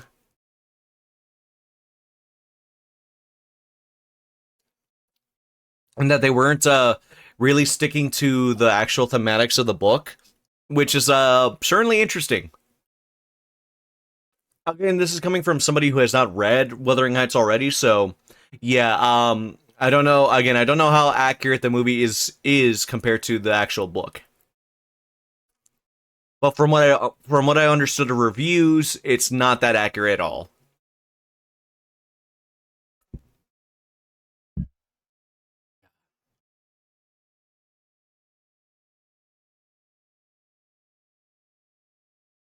All right, one more wing, and then I'm gonna go wash my hands, and then we can get into the next reading. I'm a stickler for book to movie accuracy. That's fair. I totally understand that. I am lenient towards accuracy as long as you stick within the thematics. Because personally, in my opinion, I'm a little redundant there. In my opinion, excuse me. In my opinion, I believe what makes a good adaptation is how you tackle the thematics of the work in question, right?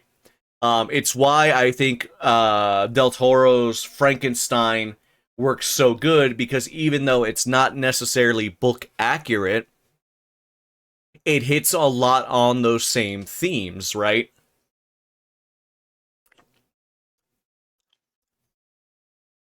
And like what SMB says, right? Not everything can translate well from page to screen.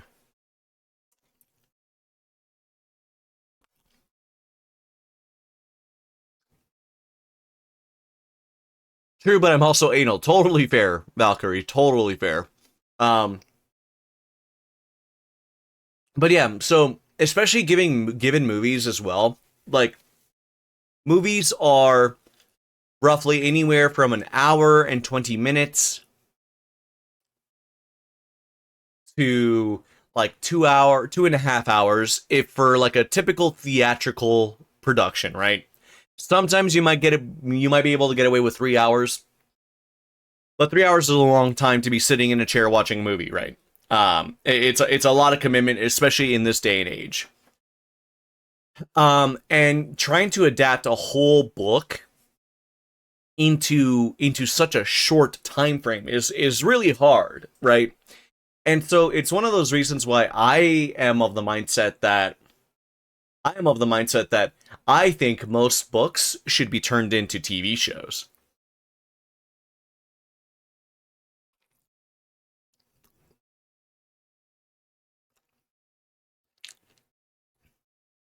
Mm-hmm.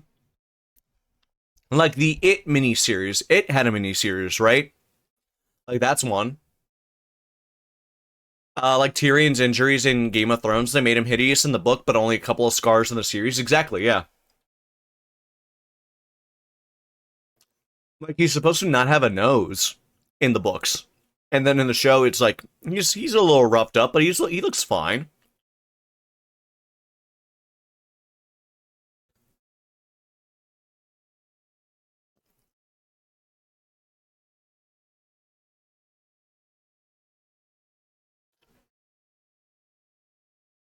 But yeah, no, I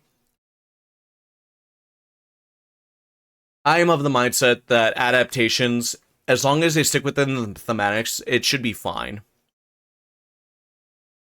Because the rule in Hollywood is no ugly people, yeah.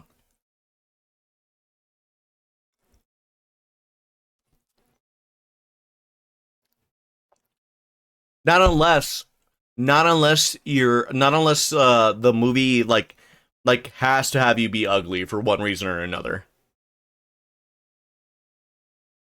I'm super disappointed in the trailer for Animal Farm. Andy Serkis seriously dropped the ball. Wait, isn't that the one with Seth Rogen in it?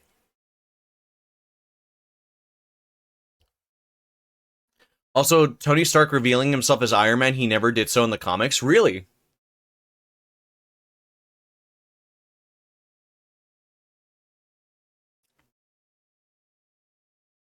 Yeah, I feel like adapting Animal Farm into a comedy, which is what it's going to be with, Seth Rogen, right? It's going to be a comedy, is such a weird stance.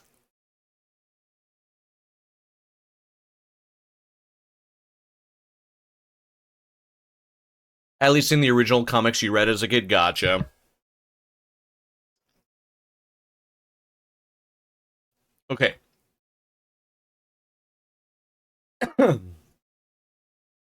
Rogen is too raunchy style humor for my taste. Well, early Seth Rogen is very raunchy. I will say, like, Seth Rogen now, he's definitely chilled out a bit. He's not super raunchy style humor anymore, at least. Like in Invincible, it's tasteful. Like I would say, it doesn't get super raunchy in Invincible, and he's producing Invincible. Um, but I don't know if he's released, like, directed any movies recently. Um, yeah, I'm a little curious. Seth Rogen did well in the Muppet Show reboot. Really? Okay. I also did not know there was a Muppet Show reboot. That's fucking awesome. Glad to hear that the Muppets are back.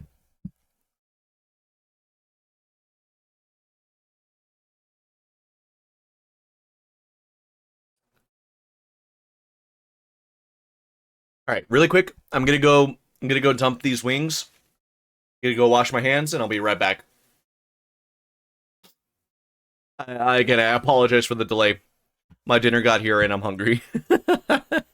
I'll be right back, guys.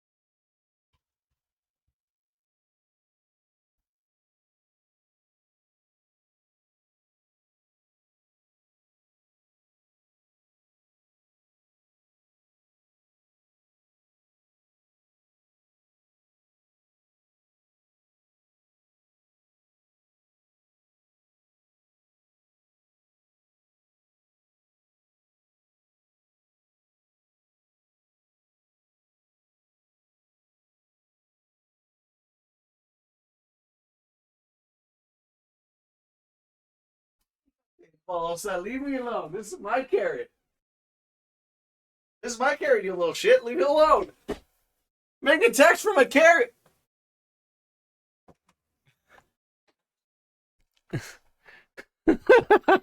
I am not kidding. My cat was jumping at me for my carrot. Oh my god, she had murder in her eyes. She wanted my carrot. Cabrona. All right. Well, I'm not gonna run ads again. We're just gonna go ahead and get into the reading.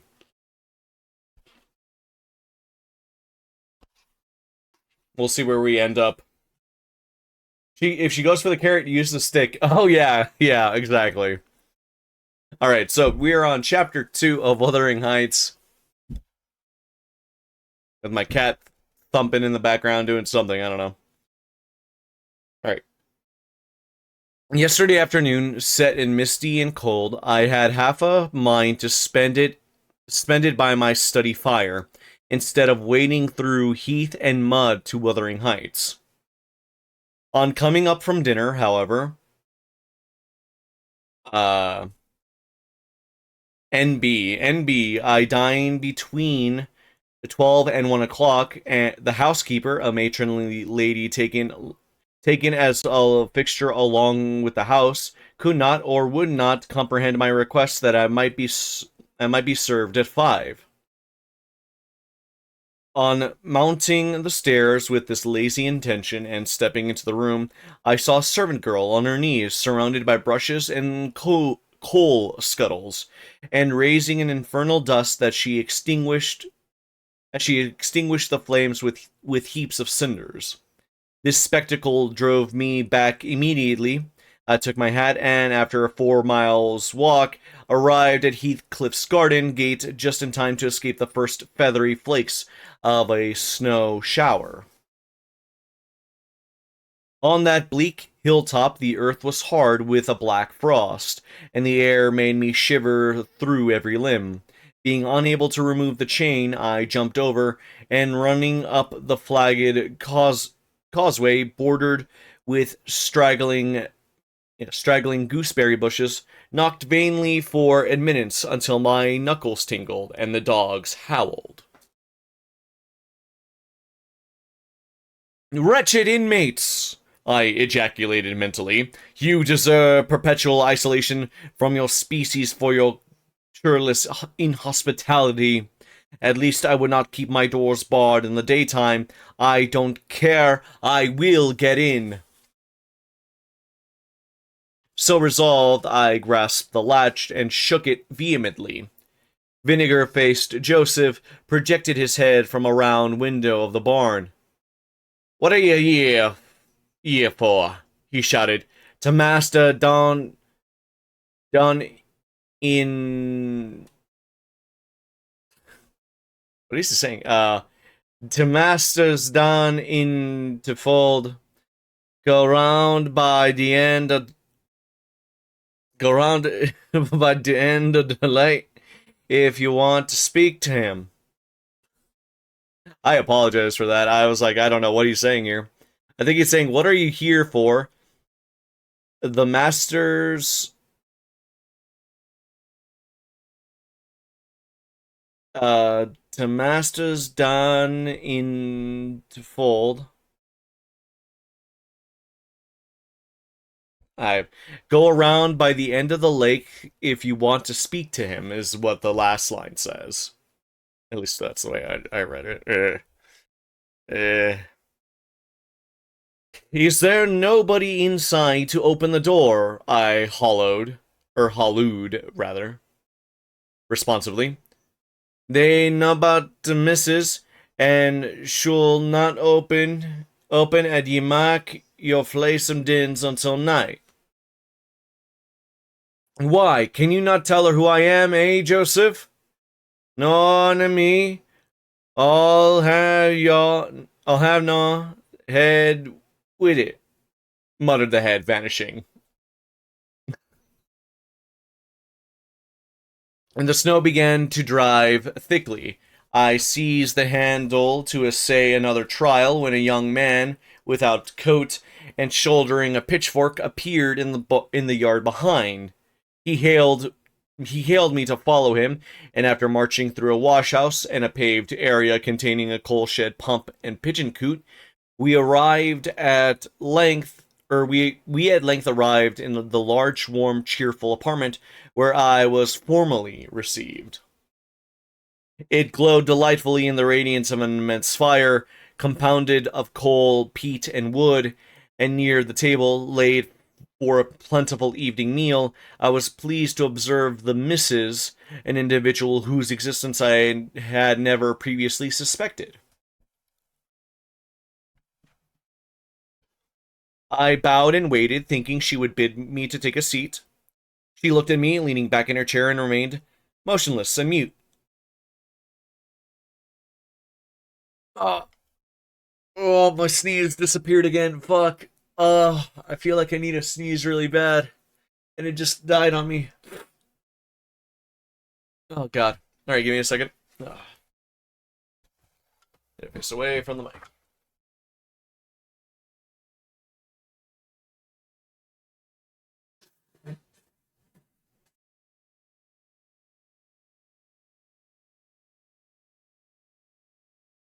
Sorry about that. Needed to blow my nose.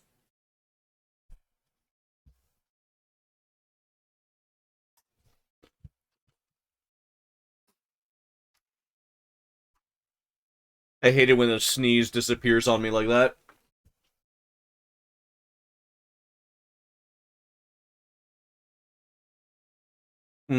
Rough weather, I remarked. I'm afraid, Mrs. Heathcliff, the door must bear the consequence of your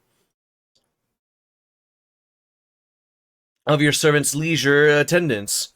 I had hard work to make them hear me. She never opened her mouth. I stared. She stared also. At any rate, she kept her eyes on me in a cool, regardless manner, exceedingly embarrassing and disagreeable. Sit down, said the young man gruffly. He'll be in soon. I obeyed and hemmed, and called the villain Juno, who deigned, at the second interview, to move the extreme tip of her tail in token of owing my acquaintance. How about sneezing so hard you pass gas at the same time? What? Did that a few times when I was sick. I have never sneezed so hard that I passed gas. That is really funny though. That is really funny.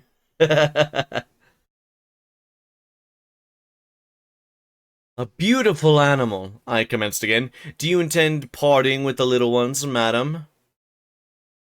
They are not mine, the amiable hostess, more repellingly than Heathcliff himself could have replied. Ah, your favorites are among these, I continued, turning to an obscure cushion full of something like cats. It hurts, I bet, yeah. A strange choice of favorites, she observed scornfully. Unluckily, it was a heap of dead rabbits. I hemmed once more and drew closer to the hearth, repeating my comment on the wildness of the evening. You should not have come out, she said, rising and reaching from the chimney-piece two of the painted canisters. Her position before was sheltered from the light. Now I had a distinct view of her whole figure and countenance. She was slender, and apparently scarcely past girlhood. An admirable form, and the most exquisite little face that I have ever had the pleasure of beholding. Small features, very fair, flaxen ringlets, or rather golden, hanging loose on her delicate neck, and eyes. Had they been agreeable in expression, they would have been irresistible. Fortunately for my susceptible heart, the only sentiment they evinced hovered between scorn and a kind of desperation, singularly unnatural to be detected there. The canisters were almost out of her reach. I made a motion to aid her. She turned upon me as a miser might turn if any one attempted to assist him in counting his gold. I don't want your help, she snapped. I can get them for myself. I beg your pardon, I hastened to reply. Were you asked to tea? She demanded, tying an apron over her neat black frock and standing with a spoonful of the leaf poised over the pot. I shall be glad to have a cup, I answered. Were you asked? She repeated. No, I said, half smiling. You are the proper person to ask me. She flung the tea back, spoon and all, and resumed in a pet, her forehead corrugated, and her red underlip pushed out like a child's ready to cry. Meanwhile, the young man had slung onto his person a decidedly shabby upper garment, and erecting himself before the blaze, looked down on me from the corner of his eyes, for all the world as if there were some mortal feud unavenged between us. I began to doubt whether he were a servant or not. His dress and speech were both rude, entirely devoid of the superiority observable in Mr. and Mrs. Heathcliff. His thick brown curls were rough and uncultivated, his whiskers encroached bearishly over his cheeks, and his hands were embrowned like those of a common laborer. Still, his bearing was free, almost haughty, and he showed none of a domestic's assiduity in attending on the lady of the house. In the absence of clear proofs of his condition, I deemed it best to abstain from noticing his curious conduct, and 5 minutes afterwards the entrance of Heathcliff relieved me, in some measure, from my uncomfortable state. You see, sir, I am come, according to promise, I exclaimed, assuming the cheerful. And I fear I shall be weather-bound for half an hour, if you can afford me shelter during that space. Half an hour, he said, shaking the white flakes from his clothes. I wonder you should select the thick of a snowstorm to ramble about in. Do you know that you run a risk of being lost in the marshes? People familiar with these moors often miss their road on such evenings, and I can tell you there is no chance of a change at present. Perhaps I can get a guide among your lads, and he might stay at the Grange until morning. Could you spare me one? No, I could not. Oh, indeed. Well then, I must trust to my own sagacity. Huh. Uh,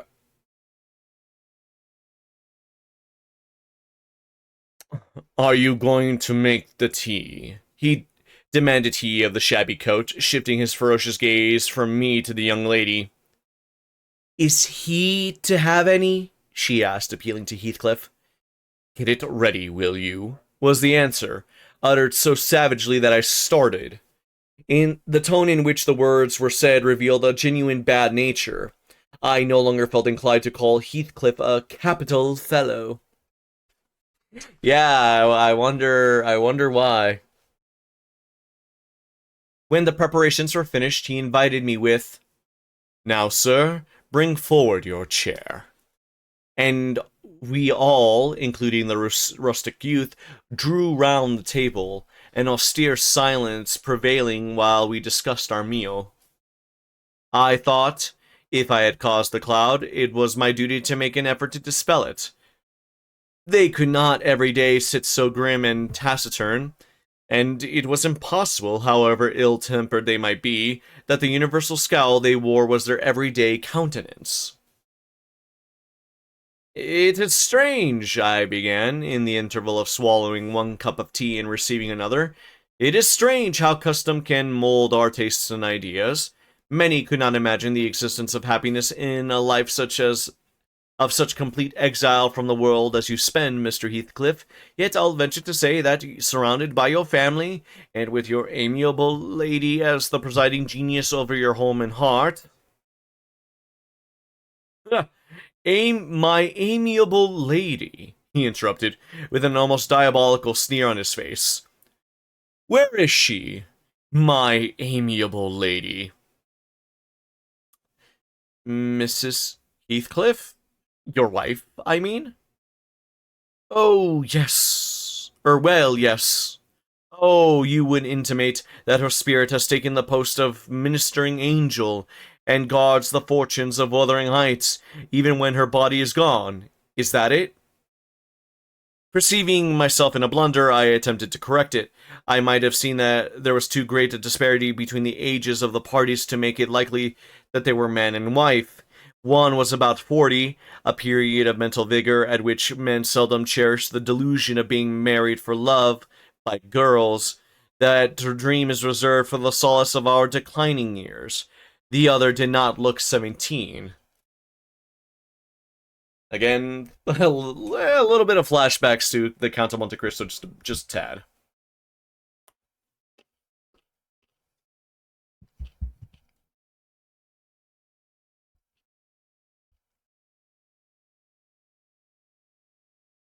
Then it flashed upon me. The clown at my elbow, who was drinking his tea out of a basin and eating his bread with unwashed hands, may be her husband. Heathcliff Jr., of course. There is the consequence of being buried alive. She has thrown herself away upon that boar from sheer ignorance that better individuals existed. A sad pity. I must beware how I cause her to regret her choice. The last reflection may seem conceited. It was not. My neighbor struck me as bordering on repulsive. I knew through experience that I was tolerably attractive. Mrs. Heathcliff is my daughter-in-law, said Heathcliff, corroborating my surmise. He turned as he spoke, a peculiar look in her direction, a look of hatred. Unless he has a most perverse set of facial muscles that will not, like those of other people, interpret the language of his soul. Ah, certainly, I see now. You are the favored possessor of the beneficent fairy, I remarked, turning to my neighbor. This was far worse than before.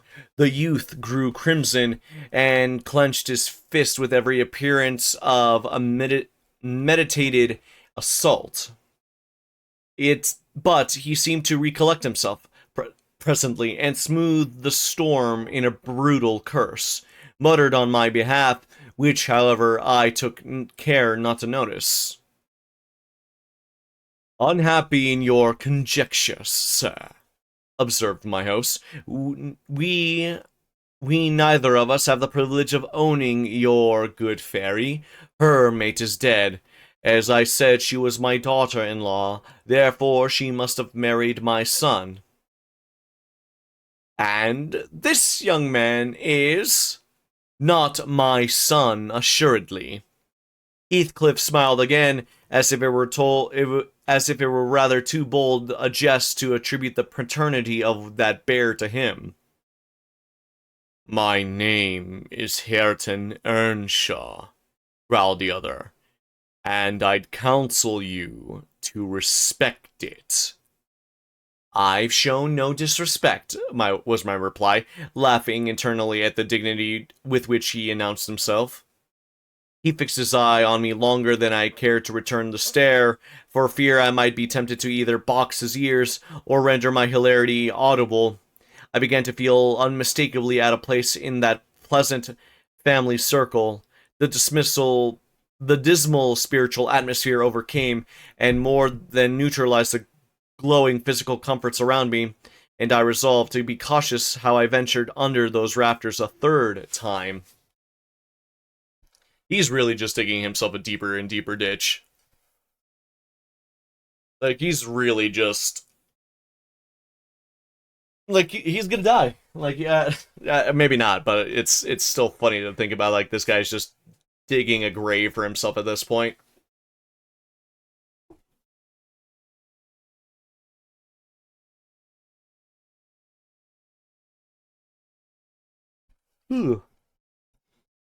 The business of eating being concluded, and no one uttering a word of sociable conversation, I approached a window to examine the weather. A sorrowful sight I saw, dark night coming down prematurely, and sky and hills mingled in one bitter whirl of wind and suffocating snow. I don't think it's possible for me to get home now without a guide, I couldn't help but exclaiming. The roads will be buried already, and if they were bare, I could scarcely distinguish a foot in advance. The dogs are boofing. Ayrton, drive those dozen sheep into the barn porch. They'll be covered if left in the fold all night, and put a plank before them, said Heathcliff. How must I do? I continued with rising irritation. There was no reply to my question, and looking around, I saw only Joseph bringing in a pail of porridge for the dogs, and Mrs. Heathcliff leaning over the fire, diverting herself with burning a bundle of matches which had fallen from the chimney piece as she restored the tea canister to its place.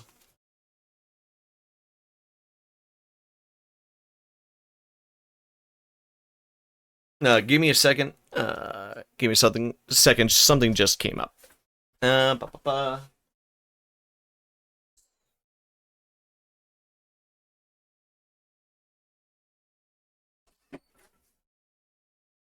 Hey.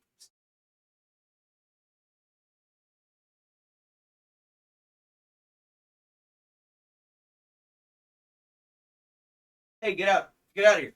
No stinky kitties allowed. Come on. Go. Go, Pumpkin. Pumpkin, get out of here. Pumpkin. No, Pumpkin, get over here. Pumpkin, let go. Come on. Ow. Ow. Ow, let go of my arm. Let go of my arm. Okay, thank you. Ow. Be off with you. Stinky kitty. Ow.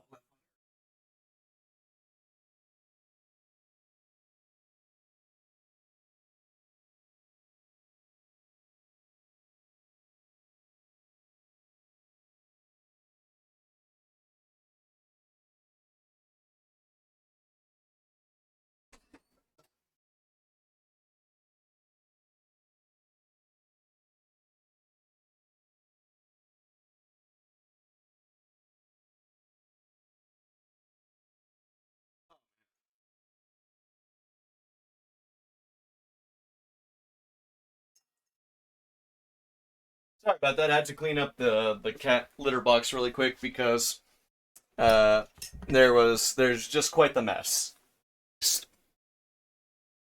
And I'm going to light some incense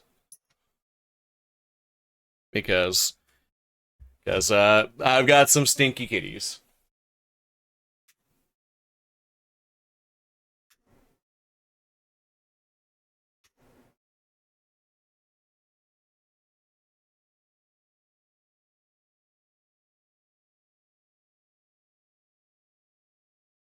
Okay, there we go.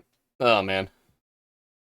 The one the one downside to the limited space that I have, well, the one of many downsides, I guess, to the limited space I have is the fact that my cats stink, as a lot of animals do.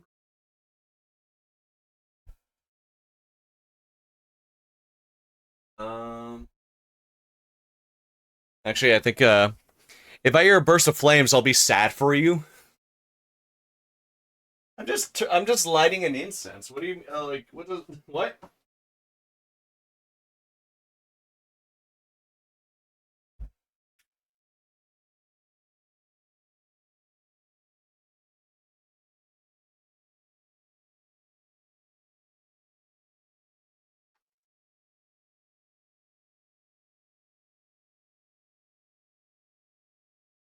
I don't think lighting incense is gonna cause my house to blow up. Oh, a joke. Oh, fair point. Fair point. Fair point. Hey, también, lárgate, por favor, Pumpkin. I love you, but you gotta get out. I love you, Pumpkin, but Both of you guys are stinky kitties. Alright, let's continue. We're almost done with the chapter, it seems. So yeah. Where was I? Let's see. The former, when he had deposited his burden, took a critical survey of the room, and in cracked tones grated out, "I wonder how ya confession to stand to hear in idleness and war, when all on 'em's gone aught, but y'all are not, and it's no use talking. Y'all never mend your ill ways, but gone right to the devil, like your mother before ye."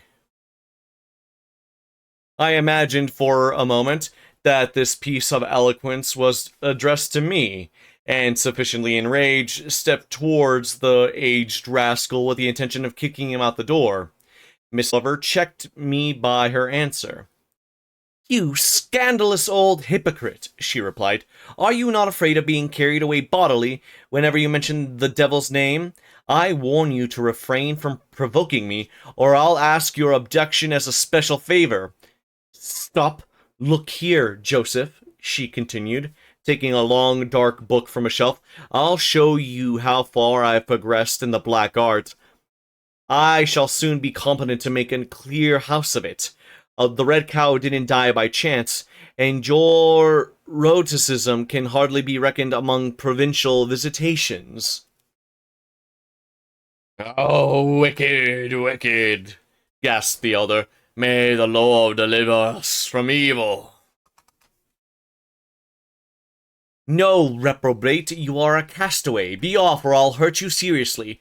I'll have you all modeled in wax and clay, and the first who passes the limits I fix I'll not say what he shall be done to, but you'll see. Go, I'm looking at you." The little witch put a mock malignity into her beautiful eyes, and Joseph, trembling with sincere horror, hurried out praying and ejaculating "wicked" as he went. I thought her conduct must be prompted by a species of dreary fun, and now that we are alone, I endeavor to interest her in my distress. "Mrs. Heathcliff," I said earnestly, "you must excuse me for troubling you. I presume, because, with that face, I'm sure you cannot help being good-hearted. Do point out some landmarks by which I may know my way home. I have no more idea how to get there than you would have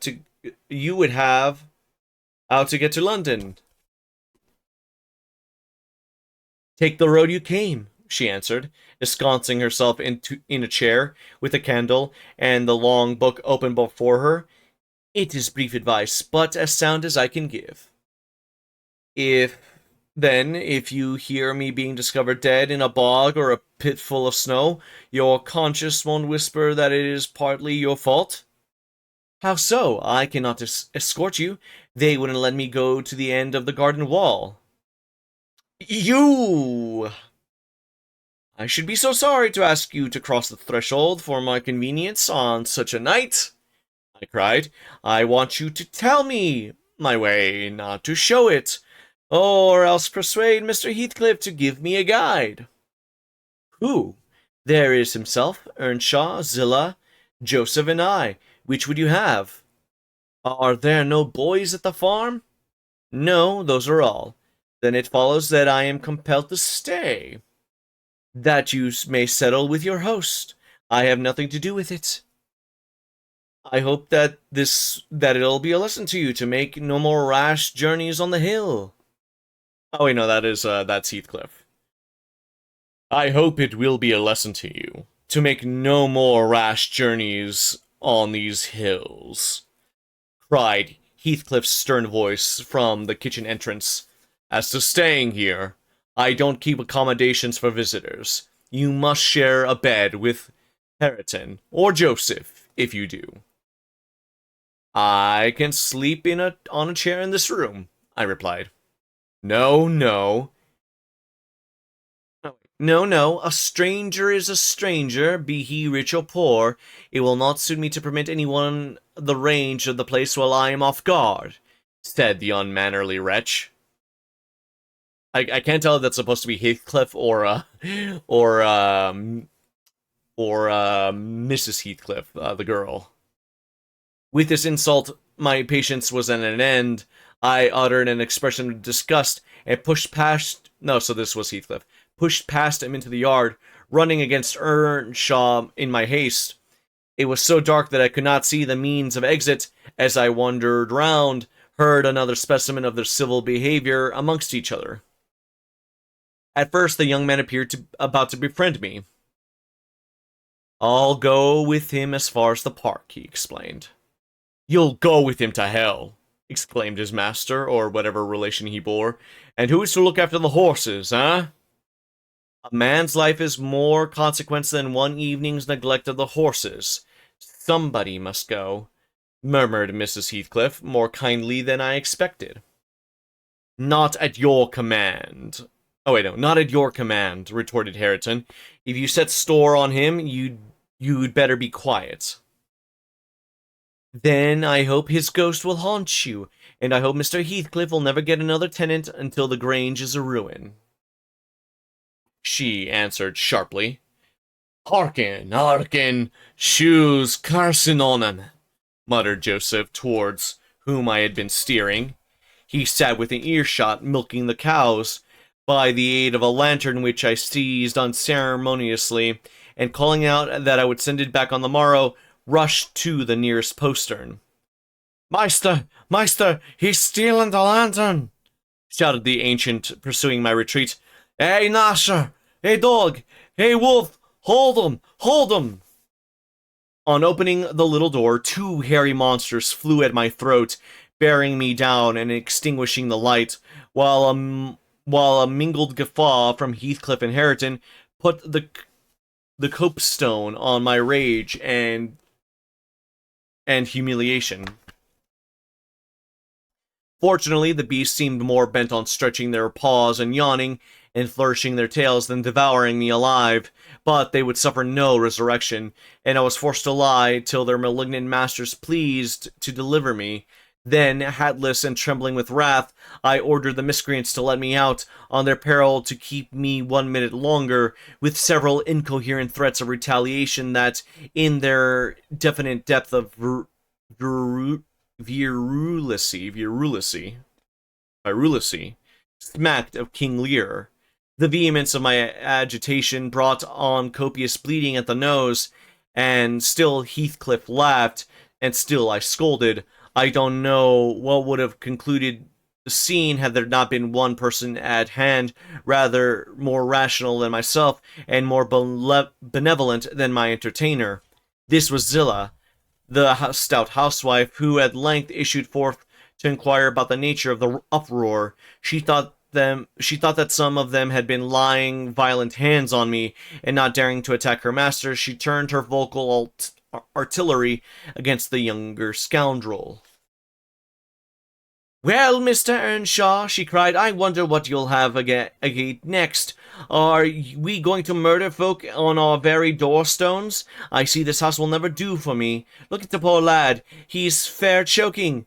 Wish it. You mustn't go on and so. Come in, and I'll cure that. There, now, hold ye still. With these words, she suddenly splashed a pint of very icy water down my neck, and pulled me into the kitchen. Mr. Heathcliff followed, his accidental merriment expiring quickly in his habitual moroseness. I was sick exceedingly, and dizzy, and faint, and thus compelled, perforce, to accept lodgings under his roof. He told Zillah to give me a glass of brandy, and then passed on to the inner room, while she condoled me on my sorry predicament, and having obeyed his orders, whereby I was somewhat revived, ushered me to bed. And right, I finished it before the ad break. Ads are about to start here in a moment. But yeah, what's it called? The summary somebody gave me was that this was ye old Victorian Always Sunny. Yeah, this is coming. This is starting to come across as yeah. Everybody's a terrible person so far, except maybe Zilla.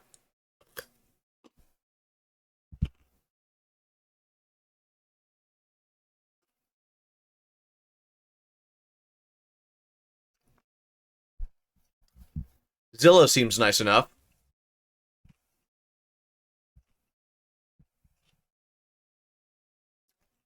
Though where but but I will say the Mrs. Heathcliff being a witch, I did not anticipate whatsoever.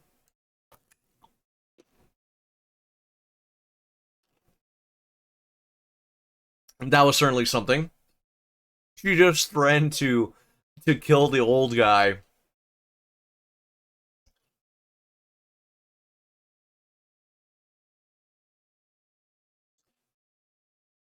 I'm like, my God, that's funny.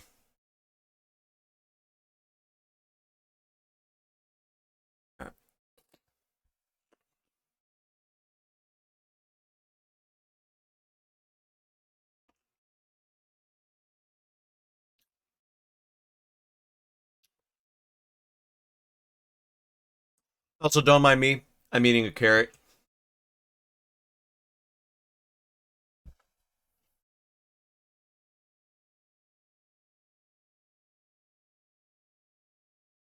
I'm making use of the of this. I want to say it's blue cheese ranch. It doesn't really taste like much of blue cheese, unfortunately.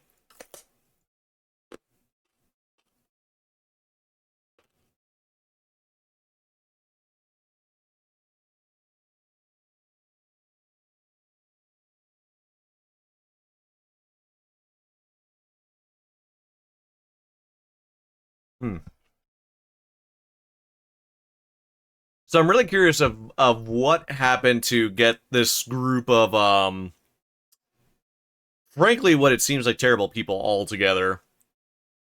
Um well, this very much is a lot of my questions so far have been uh why are they all terrible?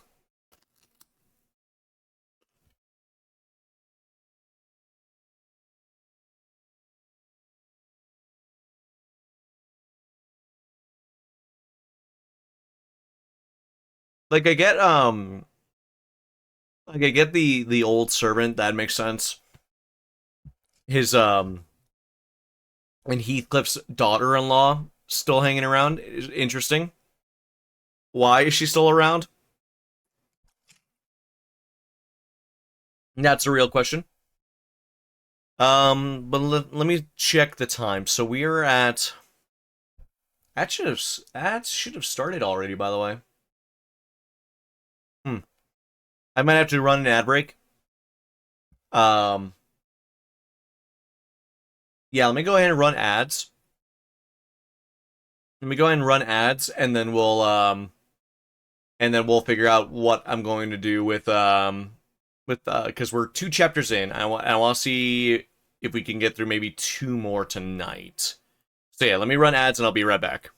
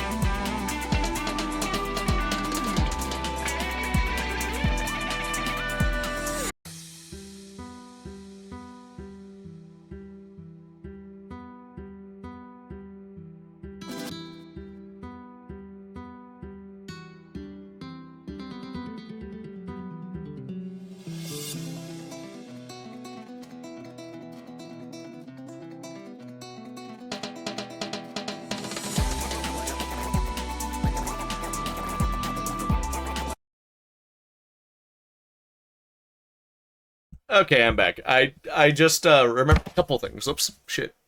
I just remembered a couple things. So so when we were playing Deadlock, I was just scrolling through Twitter, right? And can you believe that somebody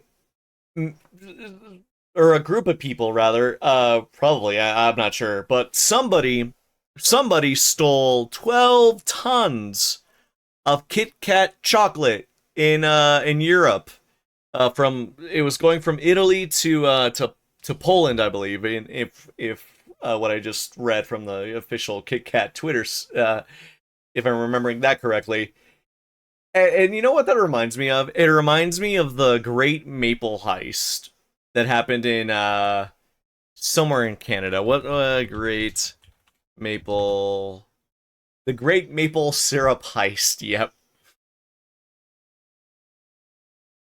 Uh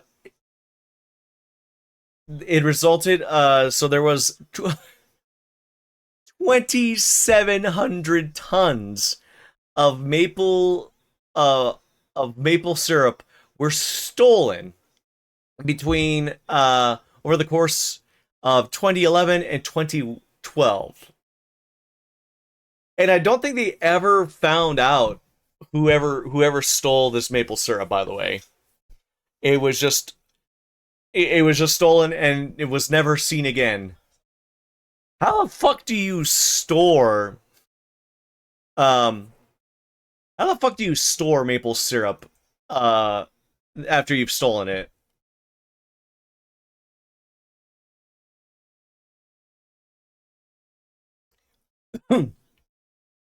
Oh wait, never mind. Never mind. They did find the people that did it. Um so Richard Valliers was the ringleader. Raymond Valliers, Etienne Saint Pierre, Avec Caron, and Sebastien Utras were the perpetrators.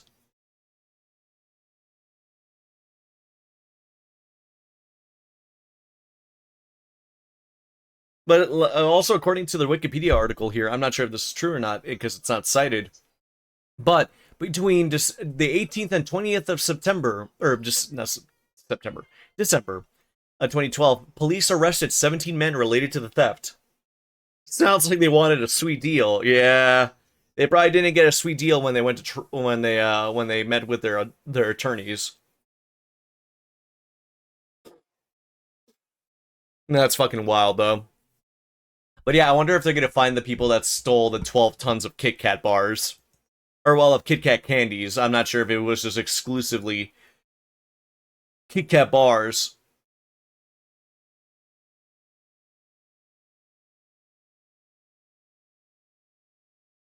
But yeah, no, it's oh my god, the fact that a candy heist happened is hilarious. The other thing that I saw that I was reminded of, so there was a manga that I read a while ago. This is one of those manga that really like teetered on the line of like was this just purely like not safe for work, right? Or did this actually have a plot to it, right? Lo and fucking behold, after how no, God knows how many years later, they've made it into an anime. I am now curious to see what website is streaming this show because I saw a couple of accounts on Twitter talking about it, and I'm like, y'all don't like this is basically not safe for work. This is smut at the end of the day, right? It's hentai. Um, and I'm like no way this is being streamed on Crunchyroll, right? Uh,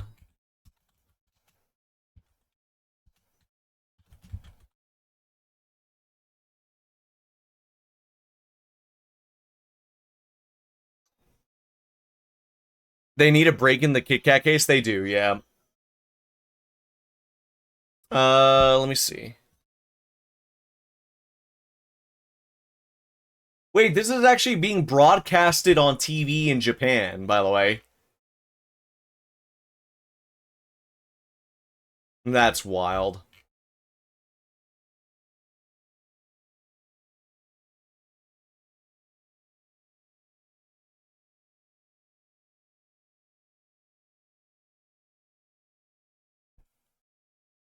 Ah, okay. So the on air so there's two versions of this. Okay, there's the censored version, the on air version, and there's the premium version.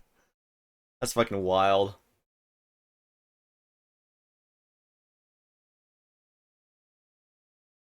But it's not. It was not picked up by Crunchyroll. Weirdly enough, it's being streamed by something called Ocean Vale. But that's the.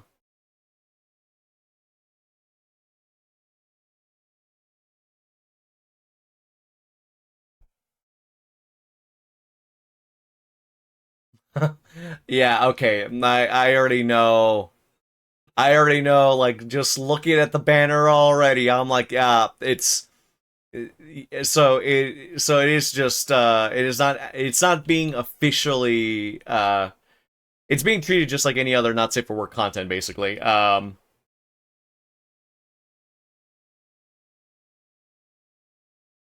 The real question is, I'm really curious of, is this it? The fact that this is labeled young adult is bullshit, by the way. Like that this is not young adult. What are you talking about?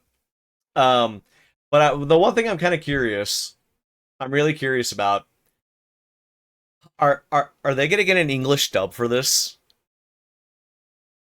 Because it's gonna be really weird if they do.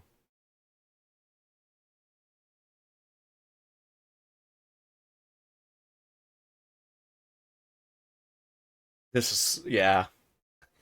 Oh boy. Oh boy. Yeah, I was reminded of the fact that this IP exists, this story exists. I'm like, oh wow, it's getting an anime. That's wild. Well, by the way, why is that getting an anime? Like, or don't get me wrong, like I like the manga just fine. There's nothing really wrong with it. It's smut, but it's smut. Um, just don't have high expectations of it. It's smut at the end of the day. Um, but like, why, like, can we get a like a the Brotherhood treatment for like other good manga? Like, I feel like they have some really weird anime projects and out now, but some stuff that deserves remakes are not getting remakes, which really sucks. But yeah, I'll leave that tangent alone for now, and we're gonna get back into the reading before I get too distracted. Um, so really quick, chapter 3 is a pretty long chapter. I think when I flipped through it, it is something like 13 pages. Yeah, it's about 13 pages, and then chapter 4 is about 7. So I think with the time we have, we should have enough time to read through chapter 4. How many chapters is the book in total? It's a pretty dense little book, so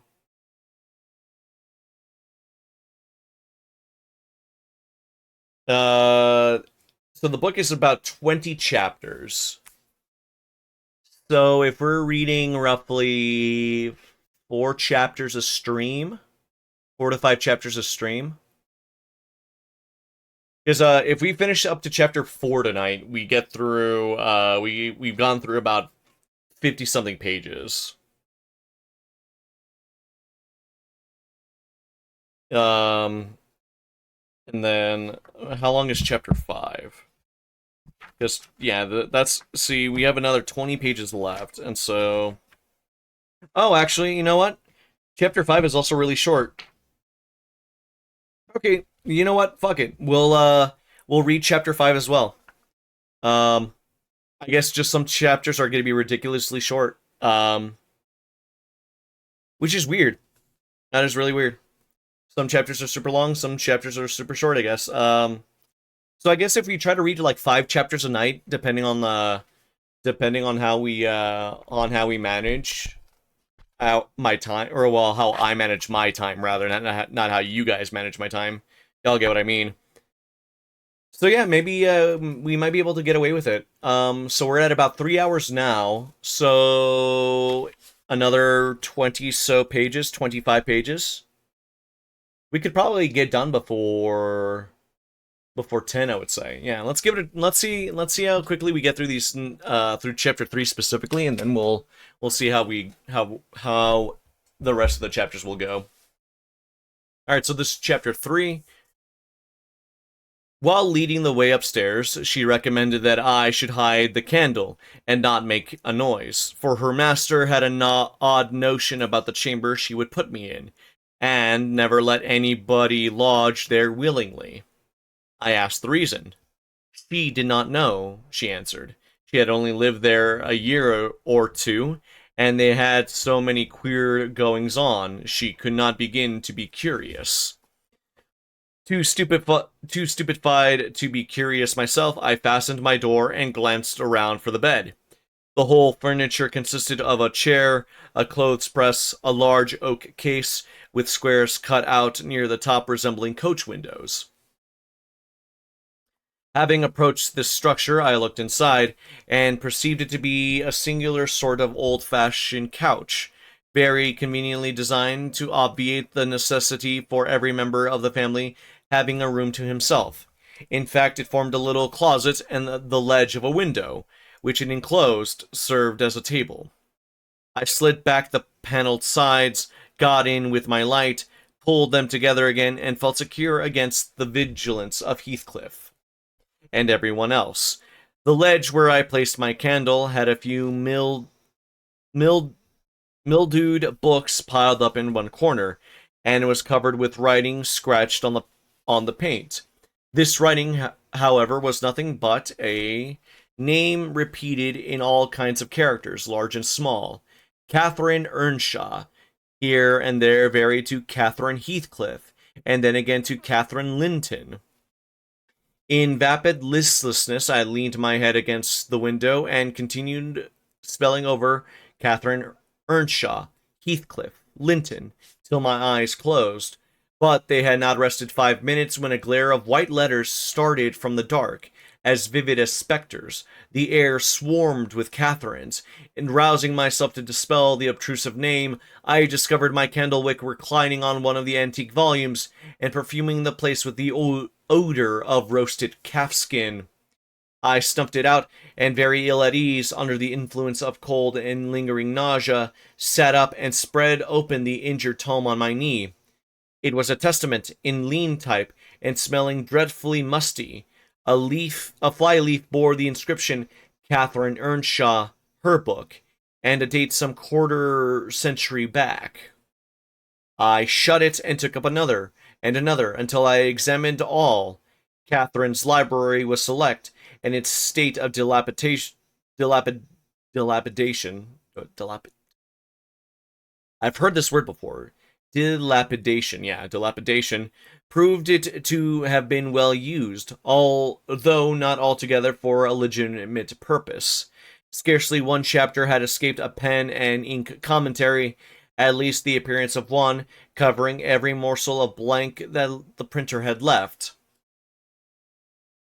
Some were detached sentences, others took the form of a regular diary, scrawled in an unformed childish hand. At the top of an extra page, quite a treasury, probably when first lighted on, I was greatly amused to behold the excellent caricature of my friend Joseph, rudely yet powerfully sketched. An immediate interest kindled within me for the unknown Catherine, and I began forthwith to decipher her faded hieroglyphics. Got it. I was going to say hieroglyphics, and I was like, nope, that's a different kind of glyph.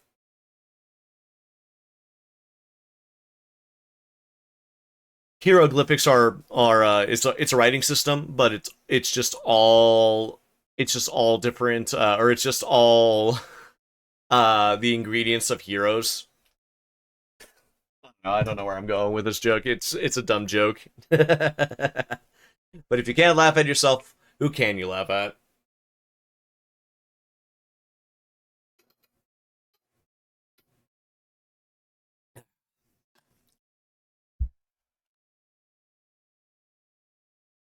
An awful Sunday, commenced the paragraph beneath. I wish my father were back again. Hindley is a detestable substitute. His conduct to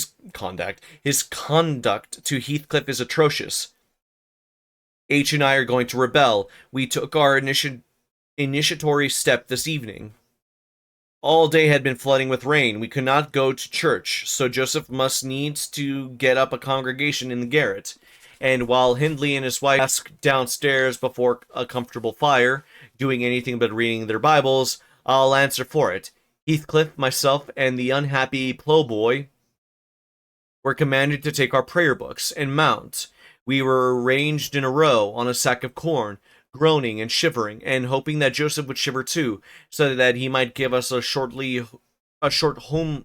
homily for his own sake. A vain idea.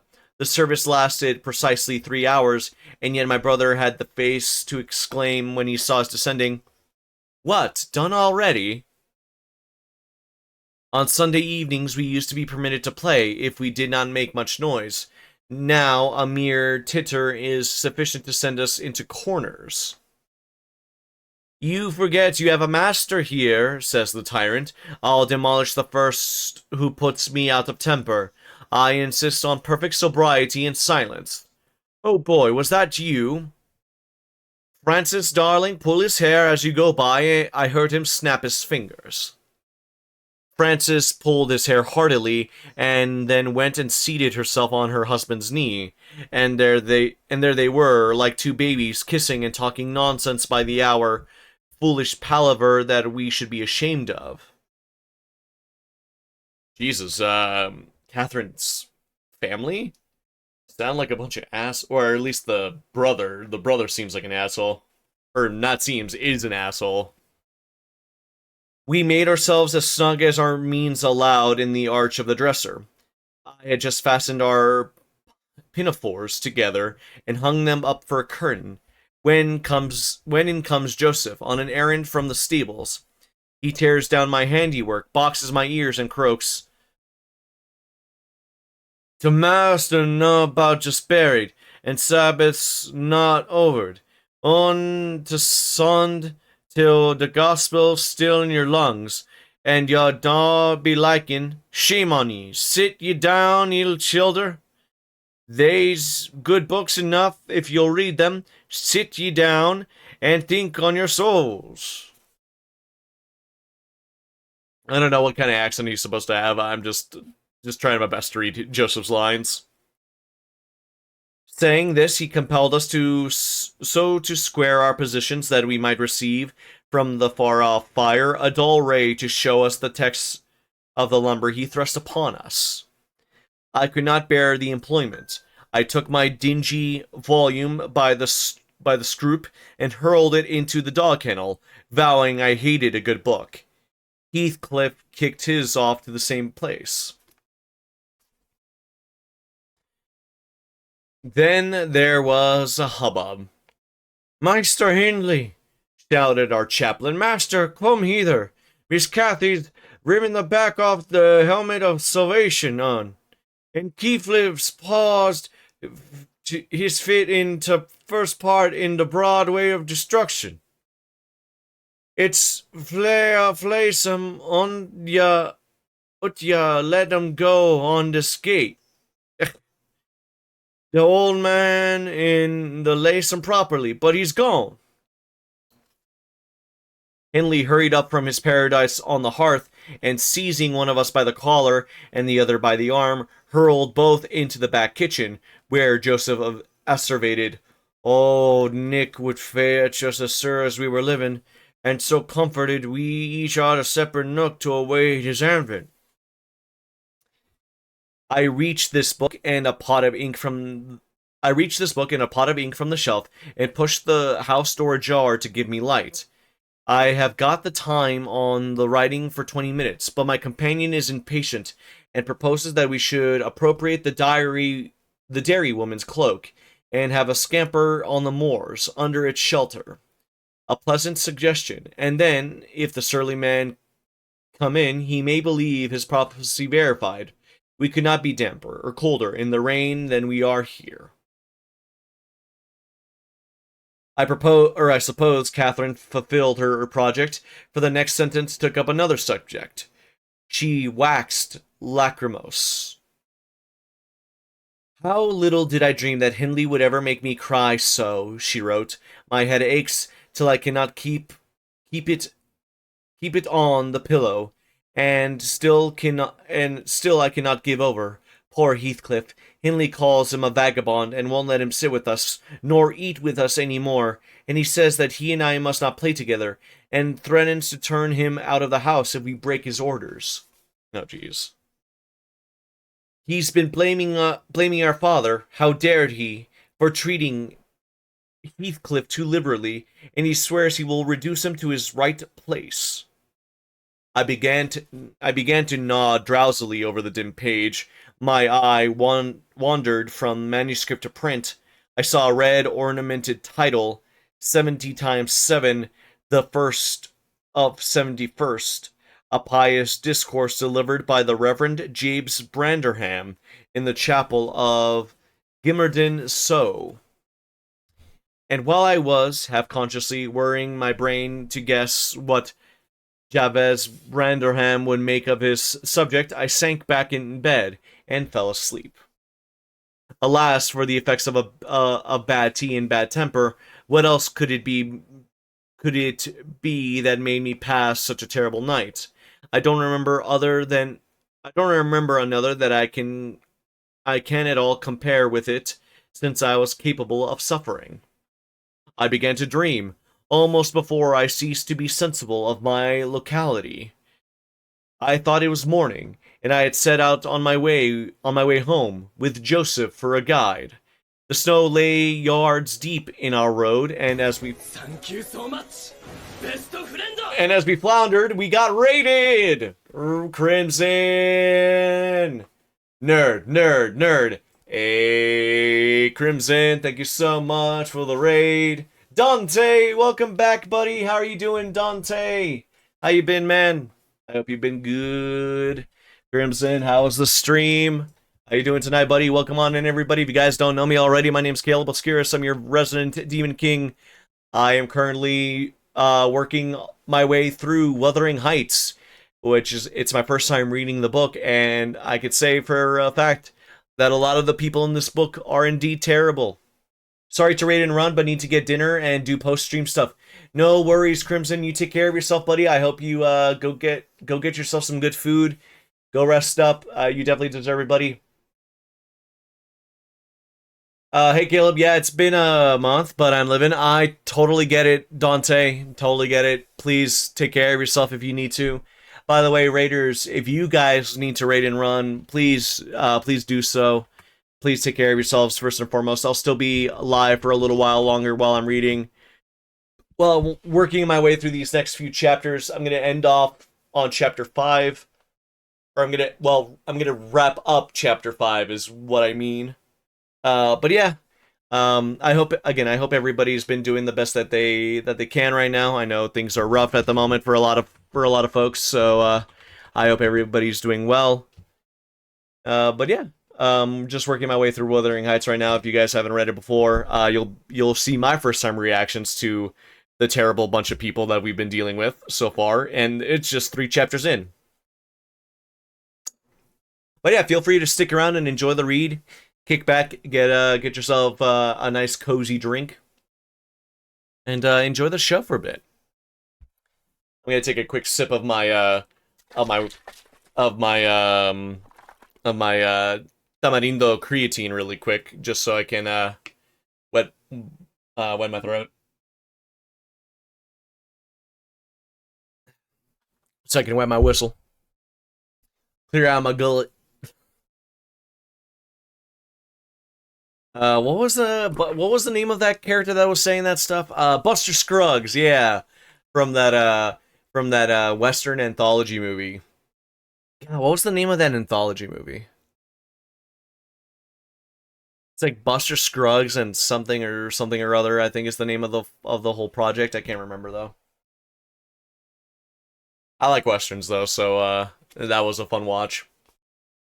But yeah, where was I? Let's see. Here we go. We'll just start off from this point. The snow lay yards deep in our road, and as we floundered on, my companion wearied me with constant reproaches that I had not brought a pilgrim's staff, telling me that I could never get into the house without one, and boastfully flourishing a heavy-headed cudgel, under which I understood to be so denominated. From For a moment, I considered it absurd, and that I should need such a weapon to gain admittance into my own residence. Then a new idea flashed across me. I was not going there. We were journeying to hear the famous James Branderham preach from the text 70 times 70, or 70 times 7. And either Joseph, the preacher, or I had committed the first of the 71st, and were to be publicly exposed and excommunicated. We came to the chapel. I have passed it really in my walks, twice or thrice. It lies in a hollow between two hills, an elevated hollow near a swamp whose peaty moisture is said to answer all the purposes of embalming on the few corpses deposited there. The roof had been kept whole hitherto, but as the clergyman's stipend is only £20 per annum, and a house with 2 rooms threatening speedily to determine into one, no clergyman will undertake the duties of pastor, especially as it is currently reported that his flock would rather let him starve than increase the living by 1 penny from their own pockets. However, in my dream, Jabes had a full and attentive congregation, and he preached, good God, what a sermon! Divided into 490 parts, each equal to an ordinary address from the pulpit, and each discussing a separate sin. What he searched for them, I could not tell. He had his private manner of interpreting the phrase, and it seemed necessary the brother should sin different sins on different occasion. They were of the most curious character, old transgressions that I never imagined previously. Oh, how weary I grew, how I writhed and yawned and nodded and revived, how I pinched and pricked myself and rubbed my eyes and stood up and sat down again and nudged Joseph to inform me if he would ever have done. I was condemned to hear all out. Finally, he reached the first of 71st. At that crisis, a sudden inspiration descended on me. I was moved to rise and denounce James Branderham as the sinner of the sin that no Christian need pardon. Sir, I exclaimed, sitting here within these 4 walls at one stretch, I have endured and forgiven 490 heads of your discourse. 70 times 7 times I have plucked up my hat and have been about to depart. 70 times 7 times have you purposely forced me to resume my seat. 491st is too much. Fellow martyrs, have at him, drag him out, and crush him to atoms, that the place which knows him may know him no more. God, God, Lockwood. Lockwood's also a weirdo.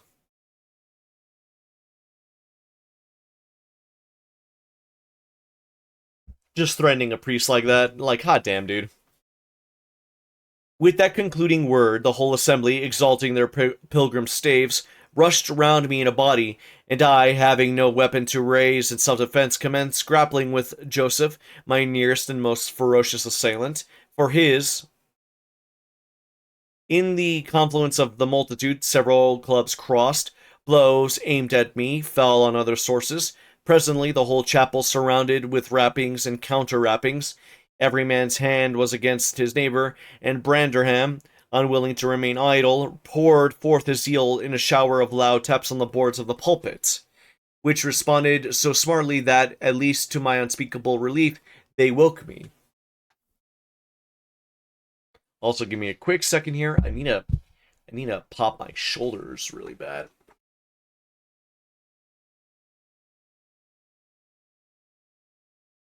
Or not my shoulders, but my back. Oh, that felt good. Oh, that felt good. Oh man.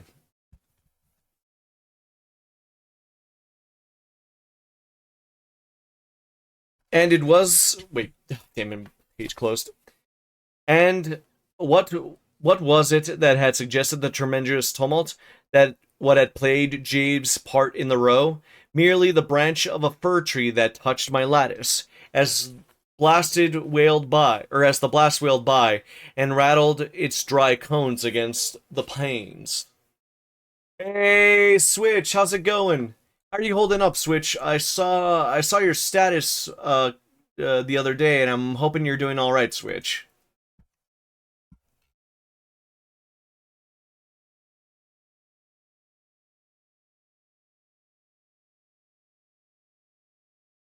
I'm having up and down health a lot lately. I'm sorry, Switch. Right now you're okay. Glad to hear that, Switch. That you're at least doing okay right now.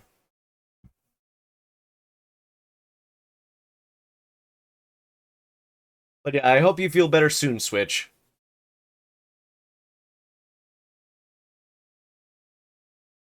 Where was I? I listened doubtingly at an instant, detected the disturber, then turned and dozed, and dreamt again. If possible, still more disagreeably than before. I was laying on the oak closet, and I heard distinctly the gusty wind and the driving of the snow. I heard also the fir bough repeat its teasing sound, and ascribed it to the right cause, but it annoyed me so much that I resolved to silence it, if possible, and I thought I rose and endeavored to unhasp the casement. Or not the casement. The hook was soldered into the staple, a circumstance observed by me when awake but forgotten. Hey, pup, welcome back. How's it going? I hope you're doing well, pup. Isn't the thing about Wuthering Heights that everybody sucks? So far, so Switch, yes. It seems that everybody does suck.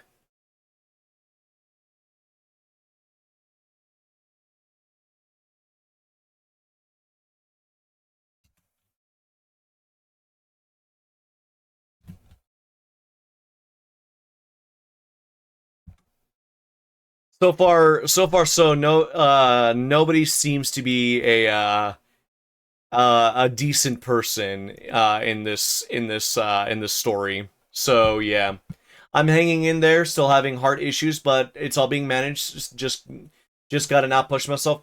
That is, yeah, that sounds about right, pup. Do be careful if you're dealing with heart issues. Yeah, you're gonna want to take it easy until you're either on medication or they've figured out a way to help you manage that. So yeah, but I am sorry to hear that you're still dealing with those heart issues. That does suck. So yeah, be sure to take it easy, pup. Don't get yourself. Where was I? I must stop it. Nevertheless, I muttered, knocking my knuckles through the glass and stretching an arm to seize the importunate branch, instead of which my fingers closed on the fingers of a little ice-cold hand. Oh God. The intense horror of nightmare came over me. I tried to draw back my arm, but the hand clung to it, and a most melancholy voice sobbed, "Let me in! Let me in!" "Who are you?" I asked, struggling, meanwhile, to disengage myself.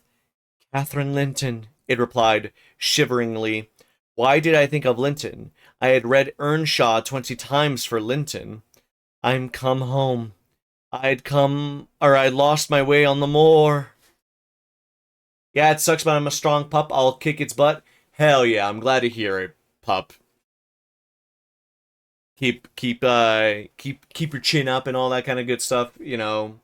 I think that's just the general advice I have for not only myself uh and for friends and all that, but like for everybody, right? It's, try to keep your chin up, you know. Uh, I know it's hard to be optimistic with everything going on right now, and it's hard, and especially like, not to be not to not mentioning like personal stuff, but like with the world the way it is right now, it's in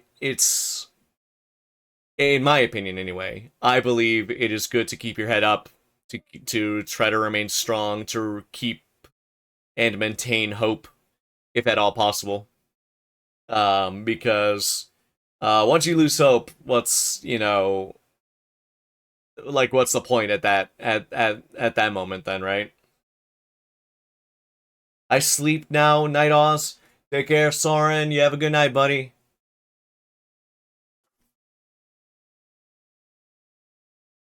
Let's see. Let's see. As it spoke, I discerned obscurely a child's face looking through the window.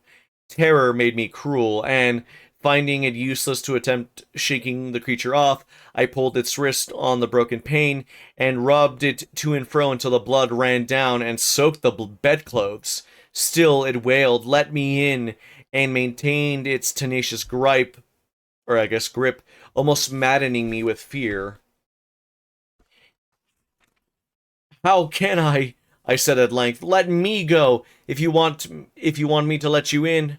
The fingers relaxed. I snatched mine through the hole, hurriedly piled the books up in a pyramid against it, and stopped my ears to exclude the lamentable prayer.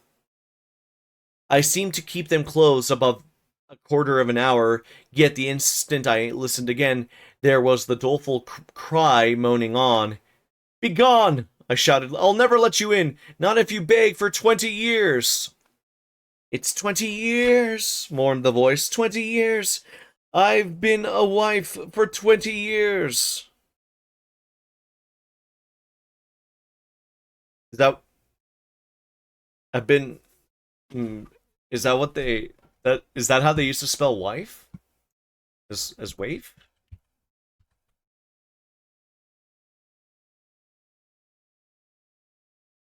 Okay, no, it's probably waif then. I've been a waif for 20 years, not a wife. Waif. Yeah, waif. Okay, I've been a waif for 20 years. Okay, so I was a little confused. I was a little confused. Yeah, it's a homeless, neglected, or abandoned person, especially a child.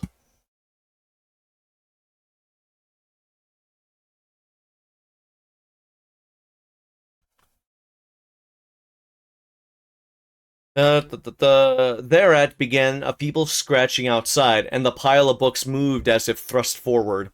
I tried to jump up, but could not stir a limb, and so yelled aloud in a frenzy of fright. To my confusion, I discovered the yell was not ideal. Hasty footsteps approached my chamber door. Somebody pushed it open with a vigorous hand, and a light glimmered through the squares at the top of the bed. I sat shuddering yet, and wiping the perspiration from my forehead. The intruder appeared to hesitate and mutter to himself. At last he said in a half whisper, plainly not expecting an answer, "Is anyone here?" I considered it best to confess my presence, for I knew Heathcliff's accents and feared he might search further if I kept quiet. With this intention, I turned and opened the panels. I shall not soon forget the effect my action produced. Heathcliff stood near the entrance in his shirt and trousers, with a candle dripping over his fingers, and his face as white as the wall behind him. The first creak of the oak startled him like an electric shock. The light leaped from his hold to a distance of some feet, and his agitation was so extreme that he could hardly pick it up. "It is only your guest, sir," I called out, desirous to spare him the humiliation of exposing his cowardice further. "I had the misfortune to scream in my sleep, owing to a frightful nightmare. I am sorry to disturb you." "Oh, God confound you, Mr. Lockwood. I wish you were at the—" commenced my host, setting the candle on a chair because he found it impossible to hold it steady. "And who showed you up into this room?" he continued. crushing his nails into his palms, grinding his teeth to subdue the maxillary convulsions. Who was it? I have a good mind to turn them out of the house this moment. It was your servant Zilla, I replied, flinging myself onto the floor and rapidly resuming my garments. I should not care if you did, Mr. Heathcliff. She richly deserves it. I suppose that she wanted to get another proof that the place was haunted, at my expense. Well, it is, swarming with ghosts and goblins. You have a reason in shutting up. I assure you, no one will thank you for a doze in such a den. What do you mean? Asked Heathcliff. And what are you doing? Lie down and finish out the night, since you are here. But, for heaven's sake, do not repeat that horrid noise. Nothing could excuse it, unless you were having your throat cut. God damn, Heathcliff, jeez.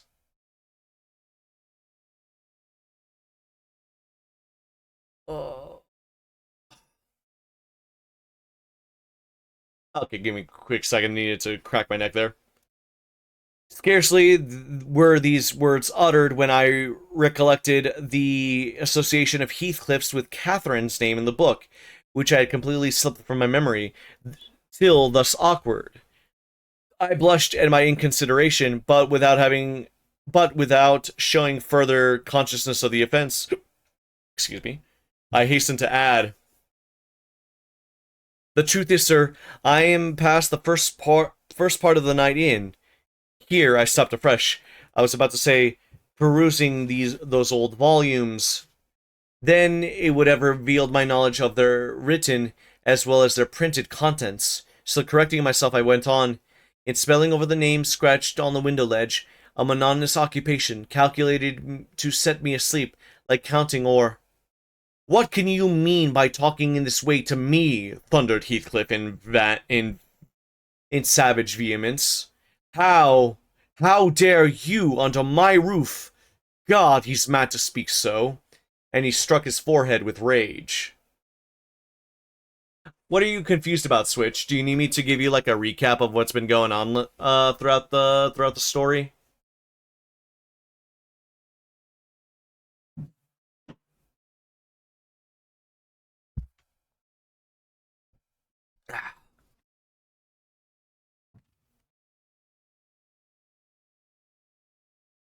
I did not know whether to resent this language or pursue my explanation, rather. But he seemed so powerfully affected that I took pity on and proceeded with my dreams. Affirming I had never heard the appellation of Catherine Linton before, but reading it often over produced an impression which personified itself when I had no longer my imagination under control. Okay, Switch, I'll give you like a brief synopsis of like these past three. I don't know. I can't understand what they're saying or why they're responding in any way that they do. Yeah, I'll give a like a basic rundown of what's going on and what they've been saying to each other. Heathcliff gradually fell back into the shelter of the bed as I spoke, finally sitting down almost concealed behind it. I guessed, however, by his irregular and intercepted breathing that he struggled to vanquish an excess of violent emotion. Not liking to show him that I had heard the conflict, I continued my toilet rather noisily, looked at my watch, and soliloquized on length of the night.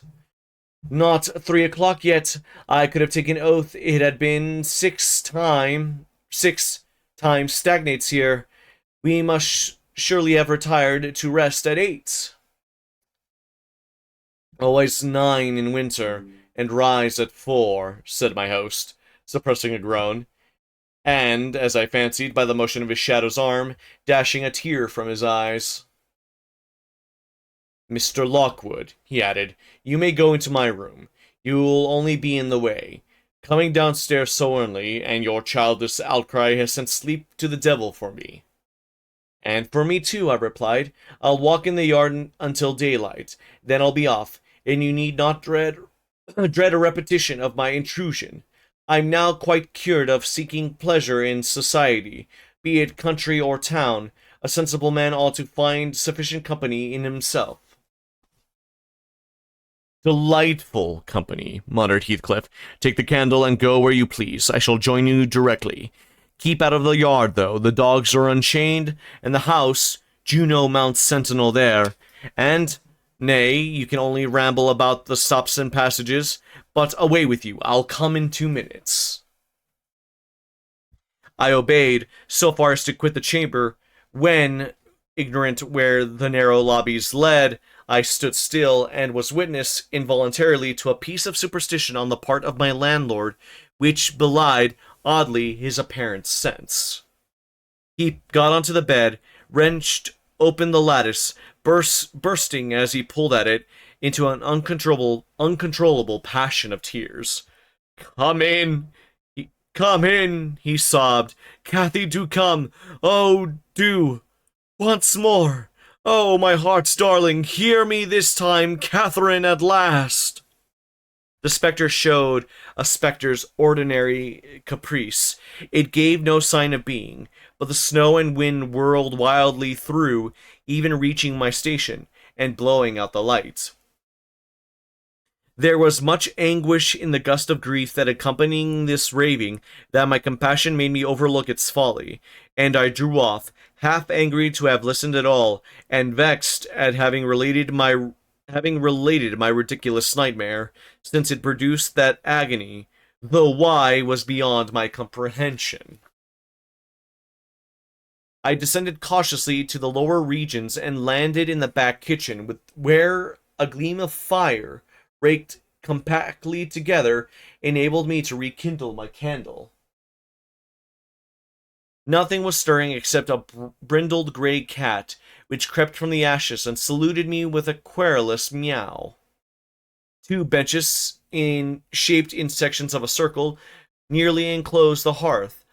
On one of these I stretched myself, and Grimalkin mounted the other. We were both of us nodding, ere any one invaded our retreat, and then it was Joseph, shuffling down a wooden ladder that vanished in the roof, through a trap, the ascent to his garret, I suppose. He cast a sinister look at the little flame which I had enticed to play in between the ribs, swept the cat from its elevation, and bestowing himself in the vacancy, commenced the operation of stuffing the 3-inch pipe with tobacco. My presence in his sanctum was evidently esteemed a piece of imprudence too shameful for remark. He silently applied the tube to his lips, folded his arms, and puffed away.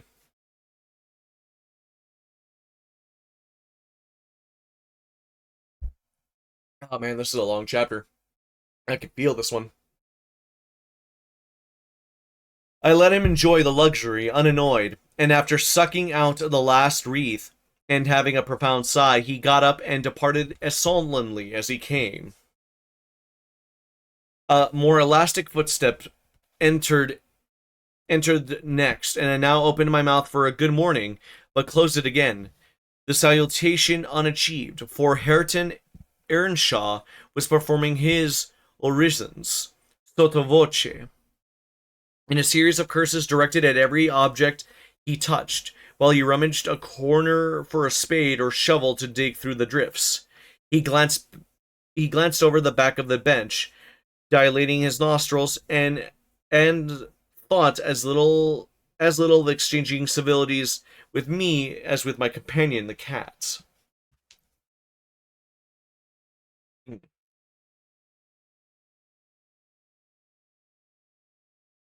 Cat best character so far, by the way. No lie there. Oh, yeah, I love it.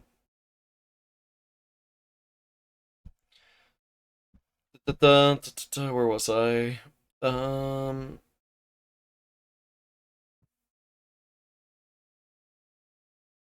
guessed by his preparations that egress was allowed, and leaving my hard couch, made a movement to follow him. He noticed this and thrust an inner door with the end of a spade, intimating by an inarticulate sound that there was a place where I must go if I changed my locality. It opened into the house, where the females were already astir. Zillah urging flakes of flame up the chimney with a colossal bellows, and Mrs. Heathcliff kneeling on the hearth reading a book by the aid of the blaze. She held her hand interposed between the furnace heat and her eyes, and seemed absorbed in her occupation, desisting from it only to chide the servant for covering her with sparks, or to push away a dog, now and then, that nuzzled its nose ever forwardly into her face. Don't be mean to the dog. You just let the dog be a dog.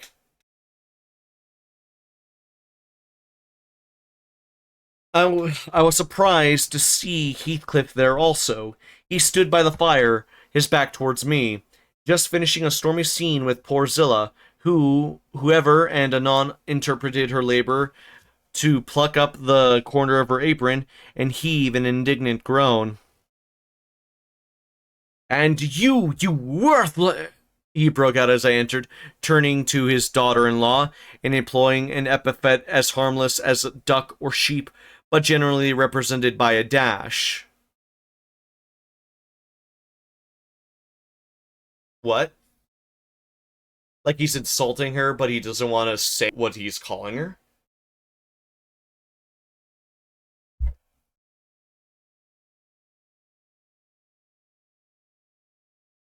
Employing an epithet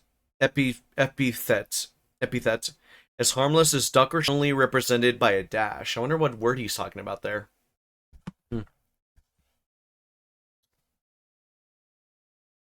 And there you are at your idle tricks again. The rest of them do earn their bread. You live on my charity. Put your trash away and find something to do.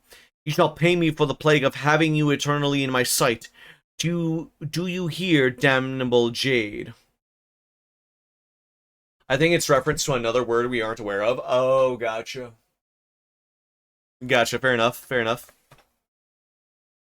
I'll put my trash away because you can make me, if I refuse, answered the young lady, closing her book and throwing it on the chair. But I'll not do anything, though though you should swear your tongue out, except what I please. Heathcliff lifted his hand. The speaker sprang to a safer distance, obviously acquainted with its weight. Having no desire to be entertained by a dog or cat and dog combat, I stepped forward briskly, as if eager to partake the warmth of the hearth, and innocent of any knowledge of the interrupted dispute. Each had had enough decorum to suspend further hostilities. Heathcliff placed his fists out of temptation in his pockets. Mrs. Heathcliff curled her lip and walked to a seat far off, where she kept her word by playing the part of a statue during the remainder of my stay. Yeah, okay, I guessed this, but wasn't sure. Guessed what, Switch? What's going on?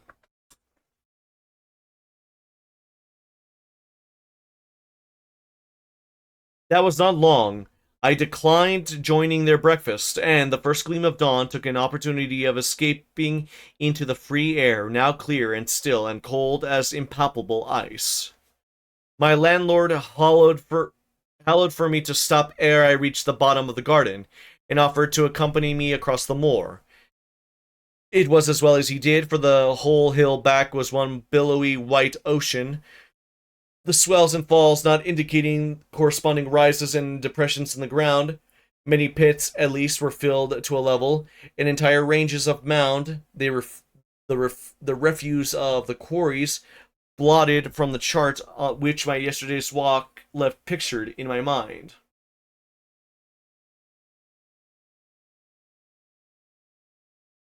Oh, a word like duck or sheep, but represented by a dash, as in blank instead of saying the rude word in question being bitch because it just means dog. But yeah.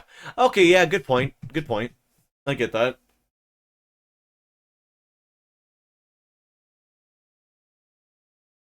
I had marked on one side of the road, in intervals of 6 or 7 yards, a line of upright stones, continued through the whole length of the barren. These were erected and daubed with lime on purpose to serve as guides in the dark. And also, when a fall, like the present, confounded the deep swamps of either hand with the firmer path, but excepting a dirty dot pointing up here and there, all traces of their existence had vanished, and my companion found it necessary to warn me frequently to steer the right or left when I imagined I was following correctly the windings of the road. We exchanged little conversation, and he halted at the entrance of the Thrush Cross Park, saying I could make no error there. Our adieux were limited to a hasty bow. Then I pushed forward, trusting my own resources for the portage for the porter's lodges or the reporter's lodge is untenanted as yet. The difference from the gate to the Grange is about 2 miles. I believed I managed to make it 4, with what losing myself among the trees and sinking up to the neck in snow, a predicament which only those who have had experience with it can appreciate. At any rate, whatever were my wanderings, the clock chimed 12 as I entered the house, and that gave me exactly an hour before every mile of the usual way from Wuthering Heights. My human fixture and her satellites rushed to welcome me, exclaiming tumultuously that they had completely given me up. Everyone conjectured that I had perished last night, and they were wondering how they must set about the search for my remains.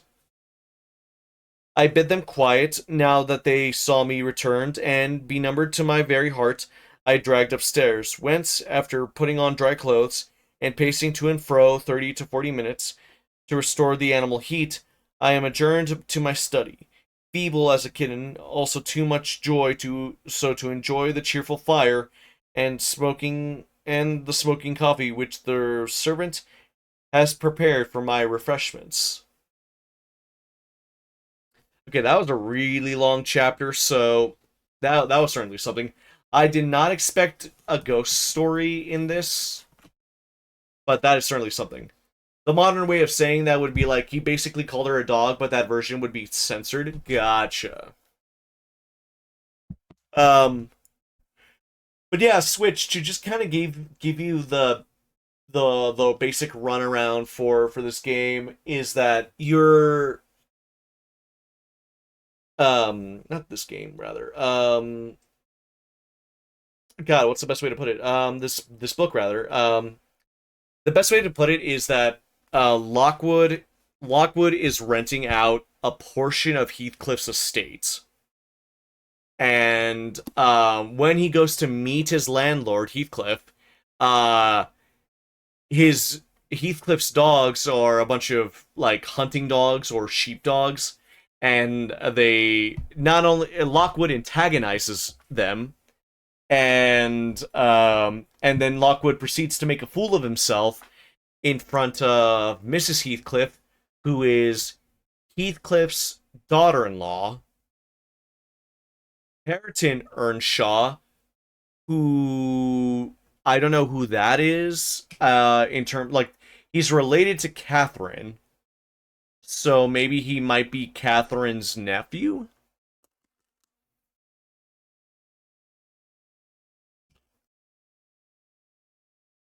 I'm not exactly sure, but yeah, this story is definitely interesting. So in the chapter before this one, um, Lockwood found himself in the Heathcliff's side of the property in Heathcliff's house during a snowstorm, and Heathcliff doesn't isn't going to send him back with anybody to guide him. He doesn't. Lockwood doesn't want to go out and go get lost, and and um, evidently, the housemaid basically puts puts Lockwood in an unused wing of the house. And my guess is Catherine died at some point, and Heathcliff is responsible, or at least feels responsible in one way, shape, or form, with the way he responded uh to Lockwood's nightmare and like him freaking out in the middle of the night. So yeah, that was certainly something.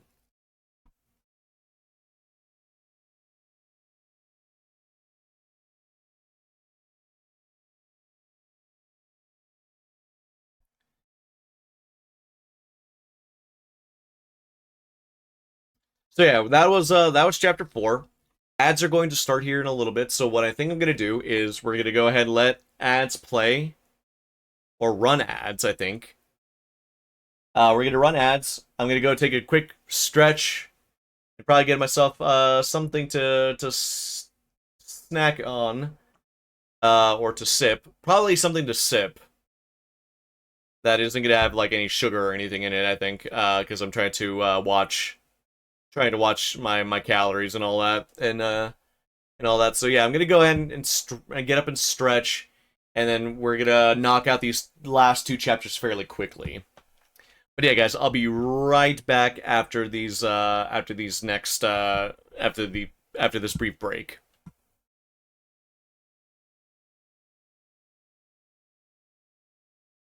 Mm.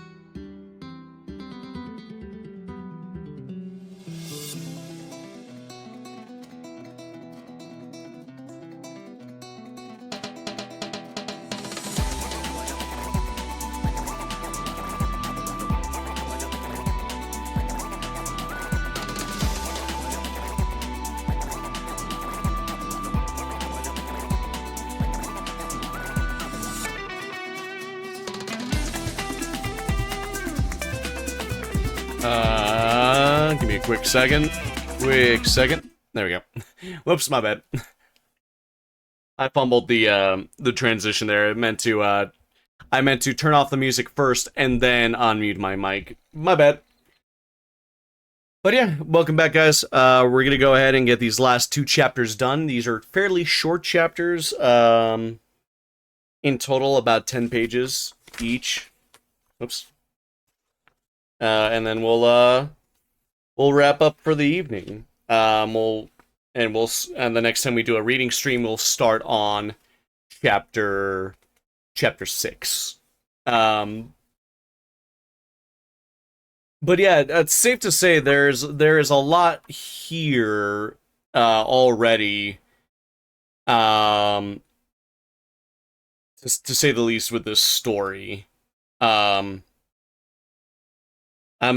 going to assume we're going to get more of the history between Heathcliff and Catherine, and as to why, even though Lockwood did not tell Heathcliff that he saw a ghost, that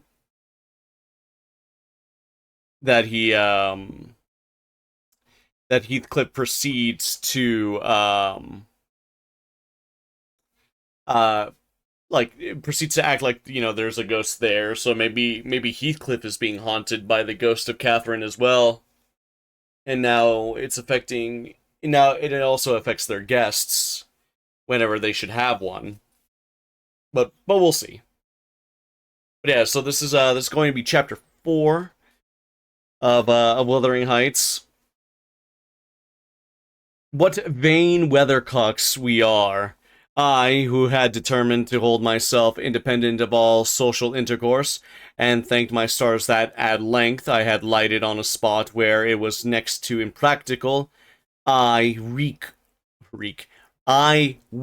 wretch, after maintaining till dusk a struggle with low spirits and solitude, was finally compelled to strike my colors, and under pretense of gaining information discerning the necessities of my establishment, I desired Mrs. Dean, when she brought in supper, to sit down while I ate it, hoping sincerely that she would provide a regular gossip, and either rouse to me animation, or lull me to sleep by her talk.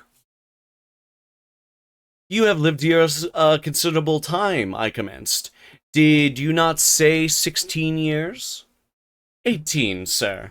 I came when the mistress was married to wait on her. After she died, the master retained me for his housekeeper. Indeed. There ensued a pause. She was not a gossip, I feared, unless about her own affairs, and those could hardly interest me. However, having studied for an interval, with a fist on either knee and a cloud of meditation on her ruddy countenance, she ejaculated, "Ah, times are greatly changed since then." "Yes," I remarked, "you've seen a good many alterations, I suppose." "I have, and troubles too," she said. "Oh, I'll turn the talk on my landlord's family," I thought to myself. "A good subject to start. And that pretty girl widow, I should like to know her history, whether she be a native of the country or an exotic that the surly indigene will not recognize for kin."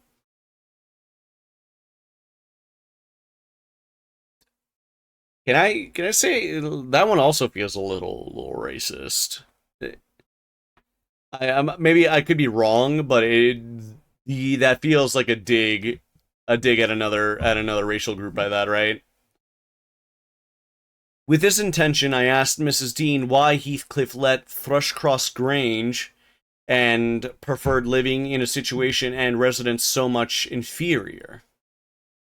"Is he not rich enough to keep the estate in good order?" I inquired.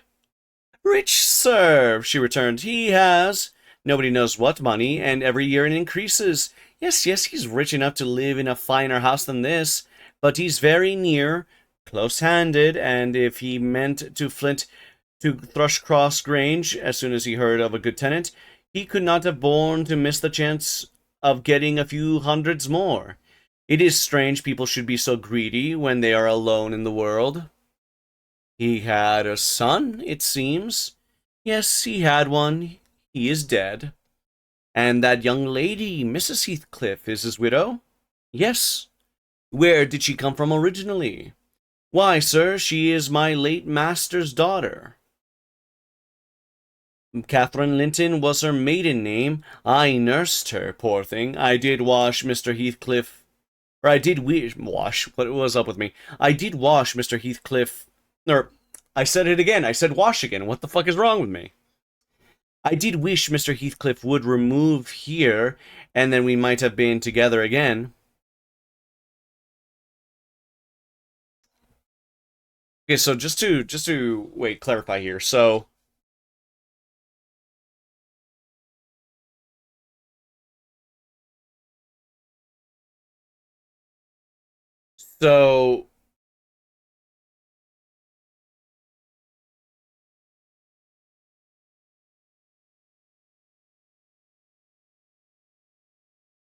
so Catherine Linton is Heathcliff's wife.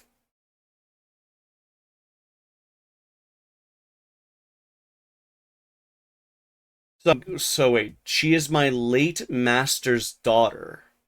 So so she is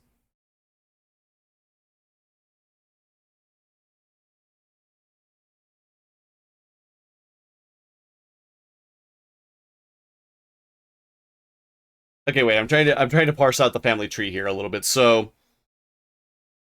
she is my late master's daughter. So the master of the house, so whoever that is, his daughter is Mrs. Heathcliff, the girl, right? Catherine Linton is I'm assuming the late master is Hindley, right? Or yeah, I'm assuming it's Hindley. So Catherine is her aunt.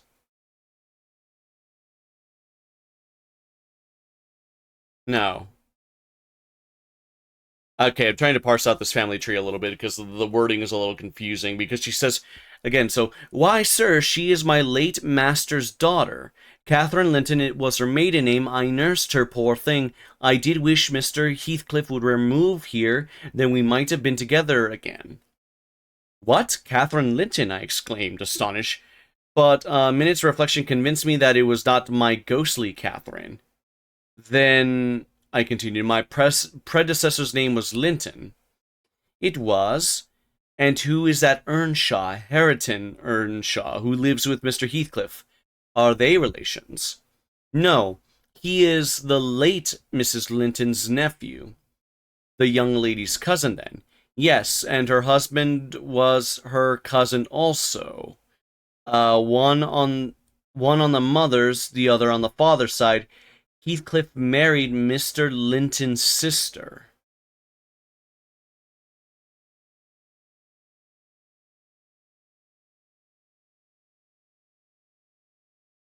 So so Catherine Linton is not dead. Wait, is that what I'm parsing out from here? I'm what? Let me see if I can find a family tree here, because I'm having a hard time visualizing. Sometimes, uh, Wuthering Heights, uh, family tree. Give me that.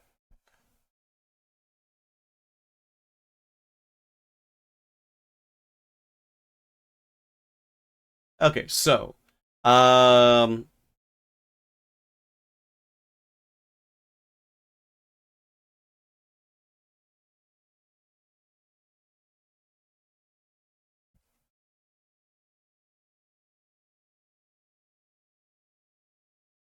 Okay, so the Earnshaws are one family.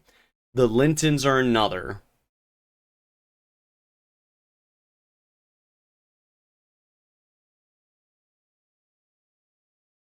Um,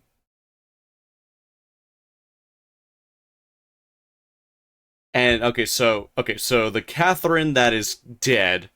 Yeah, so the Catherine that is dead, her nephew is Hindley's son. Okay, yeah, yeah. Okay, so got that figured out. Ignoring the people that haven't been named yet. And then okay. Okay, parsing things out a little bit better now. Okay. I was like trying to figure out this family tree here a little bit, but all right.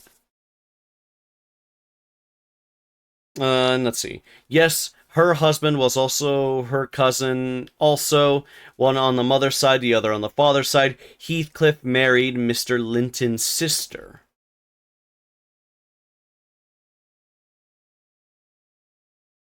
I see the house at Wuthering Heights has Earnshaw carved over the front door. Are they an old family? Very old, sir, and Harrington is the last of them, as our Miss Cathy is one of us, I mean, one of the Lintons. Have you been to Wuthering Heights? I beg pardon for asking, but I should like to hear how she is. Mrs. Heathcliff, she looked very well and very handsome, yet I think not very happy. Oh dear, I don't wonder. And how did you like the master? A rough fellow, rather, Mrs. Dean. Is that not his character? Rough as a saw edge and hard as whinstone. The less you meddle with him, the better. He must have some ups and downs in life to make him such a curl. Do you know anything of his history? It's a cuckoos. Cuckoos. Cuckoos, sir. God, what's a brain? It's a cuckoo, sir. All I know about it, except where he was born and who were his parents, and how he got his money at first. And Harrington has been cast out like an unfledged dunnock. The unfortunate lad is the only one in all this parish that does not guess how he's been cheated. Well, Mrs. Dean, it will be charitable deed to tell me something of my neighbors. I feel I shall not rest if I go to bed, so be good enough to sit and chat an hour. Oh, certainly, sir. I'll fetch a little sewing, and then I'll sit as long as you please. But you've caught a cold, I saw you shivering, and you must have some gruel to drive it out. The worthy woman bustled off, and I crouched nearer the fire. My head felt hot, the rest of me chill. Moreover, I was excited, almost to a pitch of foolishness through my nerves and brain. This caused me to feel not uncomfortable, but rather fearful, as I am still of serious effects from the incidents of today and yesterday. She returned presently, bringing a smoking basin and a basket of work, and having placed the former on the hob, drew in her seat, and evidently pleased to find me so companionable. So what's a dunnock? He's been cast out like an unfledged dunnock. Or yeah, dunnock. What is that? Oh, it's like a bird. Okay, or not like a bird. It is a bird. I'm dumb. I'm my brain. It is a just a small little burb. Okay. So I guess in the sense that by her saying that Heathcliff is a cuckoo, that means, that means, I think what she's saying here is Heathcliff came in and basically stole all the money that is meant for Harrington. Harrington. Um, kind of like the way a cuckoo, is it a cuckoo? I believe it's a cuckoo bird that does this, right? That make other that basically steals the not steals the nest per se, but like they dump their chick like an egg onto the nest of another bird. I think that's what she means by that, right? Or am I or am I getting my birds mixed up? Because I know there's one type of bird that does that, where they'll basically have a set of birds from another species take care of their young, and they'll get like fed, and then they'll eventually like eat out the other chicks in the nest. I mean, at least that's what I'm assuming here, right? Before I came to live here, she commenced, waiting no further invitation to her story. I was almost always at Wuthering Heights, because my mother had nursed Mr. Hindley Earnshaw, that was Harrington's father, and I got used to playing with the children. I ran errands too, and helped make hay, and hung about the farm, ready for anything that anybody would set me to. One fine summer morning, it was the beginning of the harvest. I remember Mr. Earnshaw, the old master, came downstairs dressed for a journey, and after he had told Joseph what was to be done during the day, he turned to Hindley and Kathy and me, for I sat eating my porridge with them, and said, speaking to his son, "Now, my bonny man, I'm going to Liverpool today. What shall I bring you? You may choose what you like. Only let it be little, for I shall walk there and back, 60 miles each way. That is a long spell." Hindley named a fiddle. Then he asked Miss Kathy. She was hardly 6 years old, but she could ride any horse in the stable, and she chose a whip. He did not forget me, for he had a kind heart, though he was rather severe sometimes. He promised to bring me a pocket full of apples and pears. Then he kissed his children goodbye and set off. Well, okay, so Mr. Earnshaw seems like a alright dude, I guess. It seemed a little. It seemed a long while to us all, the 3 days of his absence, and often did little Kathy ask when he would be home. Mrs. Earnshaw expected him by supper time on the third evening, and she put the meal off an hour after hour. There were no signs of his coming. However, at the last, the children got tired of running down the gate to look. Then it grew dark. She would have had them to bed, but they begged sadly to be allowed to stay up. And just about 11 o'clock, the door latch was raised quietly, and in stepped the master. He threw himself into a chair, laughing and groaning, and bid them all stand off, for he was nearly killed. He would not have such another walk for the three kingdoms.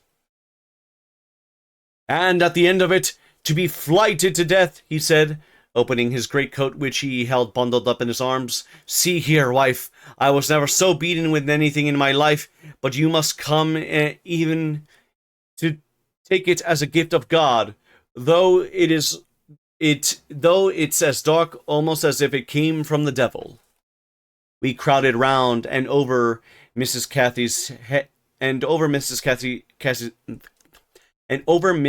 Cathy's head, I had a peep at a dirty, ragged, black-haired child, big enough both to walk and talk. Indeed, its face looked older than Catherine's, yet when it was set on its feet, it only stared around, and repeated over and over again some gibberish that nobody could understand. I was frightened, and Mrs. Earnshaw was ready to fling it out of the door. She did fly up, asking how he could fashion to bring that gypsy brat into the house, when they had their own bairns to feed and fend for. What he meant to do with it, and whether he were mad. The master tried to explain the matter, but he was really half dead with fatigue, and all I could make out amongst her scolding was a tale of his seeing it starving and houseless, and as good as dumb in the streets of Liverpool, where he picked it up and inquired for its owner. Not a soul knew whom it belonged, he said, and his time and money being both limited, he thought it better to take it home with him at once than run into vain expenses there, because he was determined he would not leave it as he found it.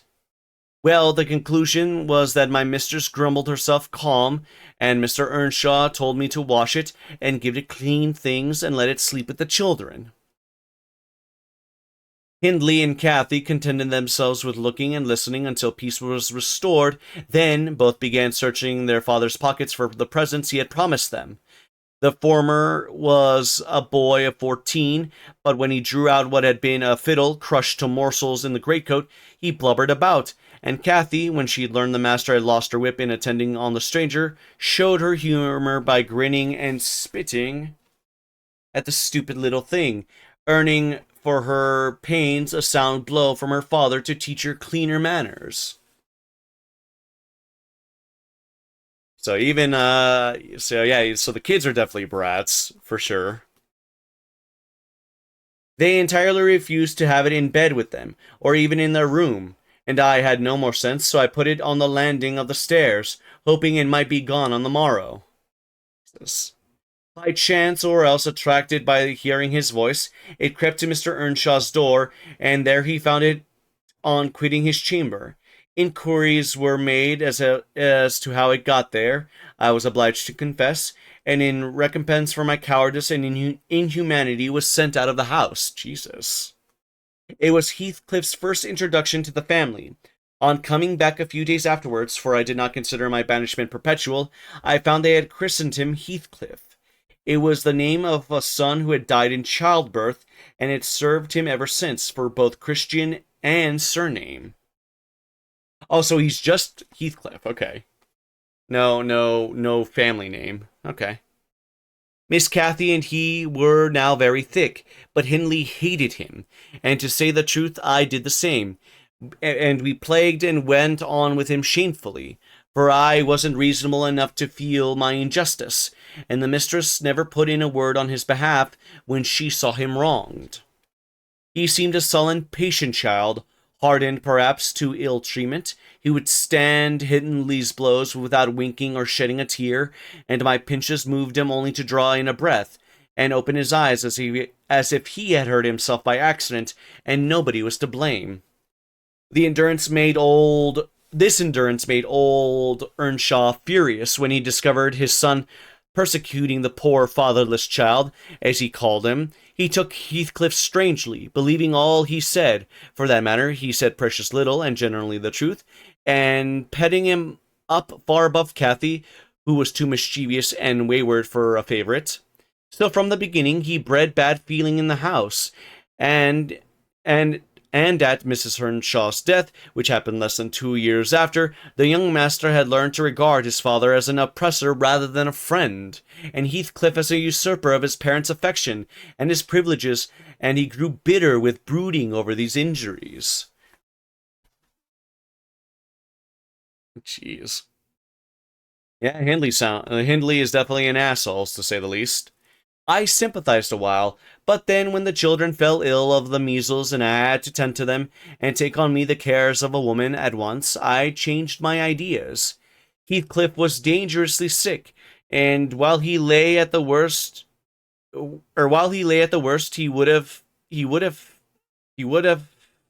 God, I keep wanting to add uh, a contraction there, but there's no contraction there. He would have me constantly by his pillow. I suppose he felt I did a good deal for him, and he hadn't wit to guess I was compelled to do it. However, I will say this: he was the quietest child that ever nurse watched over. Again, some of the phrasing of this, I think, is just for the language of the time, is just still a little weird. The difference between him and the others forced me to be less partial. Cathy and her brother harassed me terribly. He was as uncomplaining as a lamb, though hardness, not gentleness, made him give little trouble. He got through, and the doctor affirmed it was in a great measure owing to me, and praised me for my care. I was vain of his commendations, and softened towards the being by whose means I earned them, and thus Hindley lost his last ally. Still, I couldn't dote on Heathcliff, and I wondered often what my master saw to admire so much in the sullen boy who never, to my recollection, repaid his indulgence by any sign of gratitude. He was not insolent to his benefactor, he was simply insensible. though knowing perfectly the hold he had on his heart, and the conscience he had only to speak, and all the house would be obliged to bend to his knees. As an instance, I remember Mr. Earnshaw once brought a couple of colts at the parish fair, and gave the lads each one. Heathcliff took the handsomest, but it soon fell lame, and when he discovered it, he said to Hindley, "You must exchange horses with me. I don't like mine, and if you won't, I shall tell your father of the 3 thrashings you've given me this week, and show him my arm, which is black to the shoulder." Hindley put out his tongue and cuffed him to the ears. "You'd better do it at once," he persisted, escaping to the porch where they were in the stable. "You will have to, and if I speak of these blows, you will get them again with interest." "Off, dog!" cried Hindley, threatening him with an iron weight, used for weighing potatoes and hay. "Throw it," he replied, standing still. "Then I'll tell you how you boasted how you would turn me out the doors as soon as he died, and see whether he will not turn you out directly." Hindley threw it, hitting him in the breast, and down he fell, but staggered up immediately, breathless and white, and had not I prevented it, he would have gone just so to the master, and got full revenge by letting his condition plead for him, intimating who had caused it. "Take my colt, gypsy, then," said young Earnshaw, "and I pray that he may break your neck. Take him and be damned, you beggarly interloper, and wheedle my father out of all he has. Only afterwards show him what you are, imp of Satan, and take that, and I hope that he'll kick out your brains." Heathcliff had gone to loose the beast, and shifted to his own stall. He was passing behind it when Hindley finished his speech by knocking him under its feet, and without stopping to examine whether his hopes were fulfilled, ran away as fast as he could. I was surprised to witness how coolly the child gathered himself up and went on with his intention, exchanging saddles and all, then sitting down on a bundle of hay to overcome the qualm which the violent blow occasioned, before he entered the house. I persuaded him easily to let me lay the blame on his bruises on the horse. He minded little what tale was told, since he had what he wanted. He complained so seldom, indeed, of such stirs as these, that I really thought him not vindictive. I was deceived completely, as you will hear. Okay, so young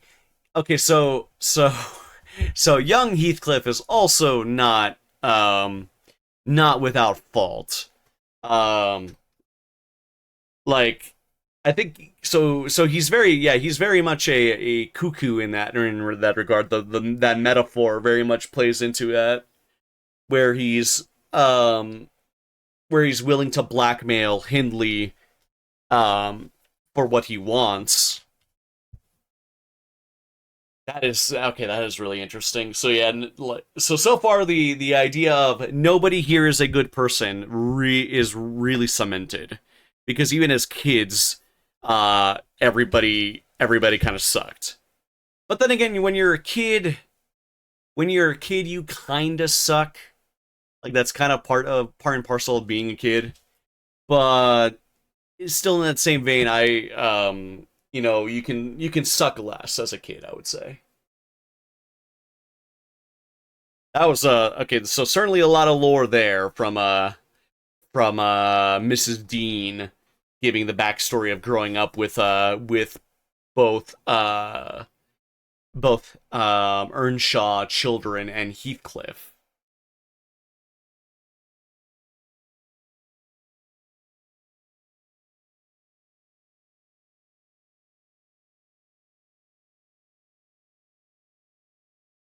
I am curious though as to like why Mr. Earnshaw felt compelled to adopting Heathcliff. Hmm.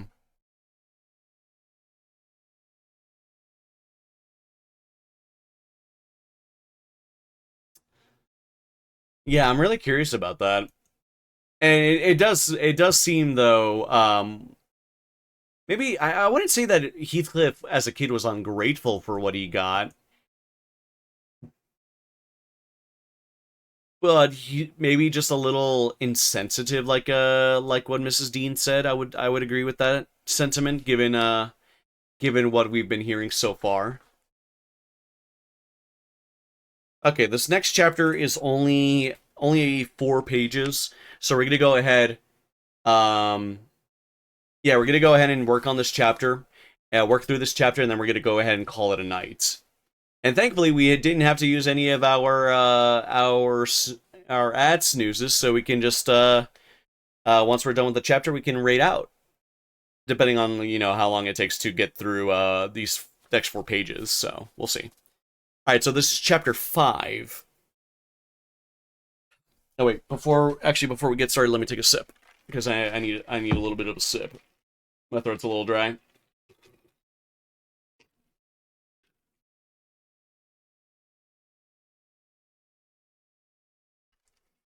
Ah.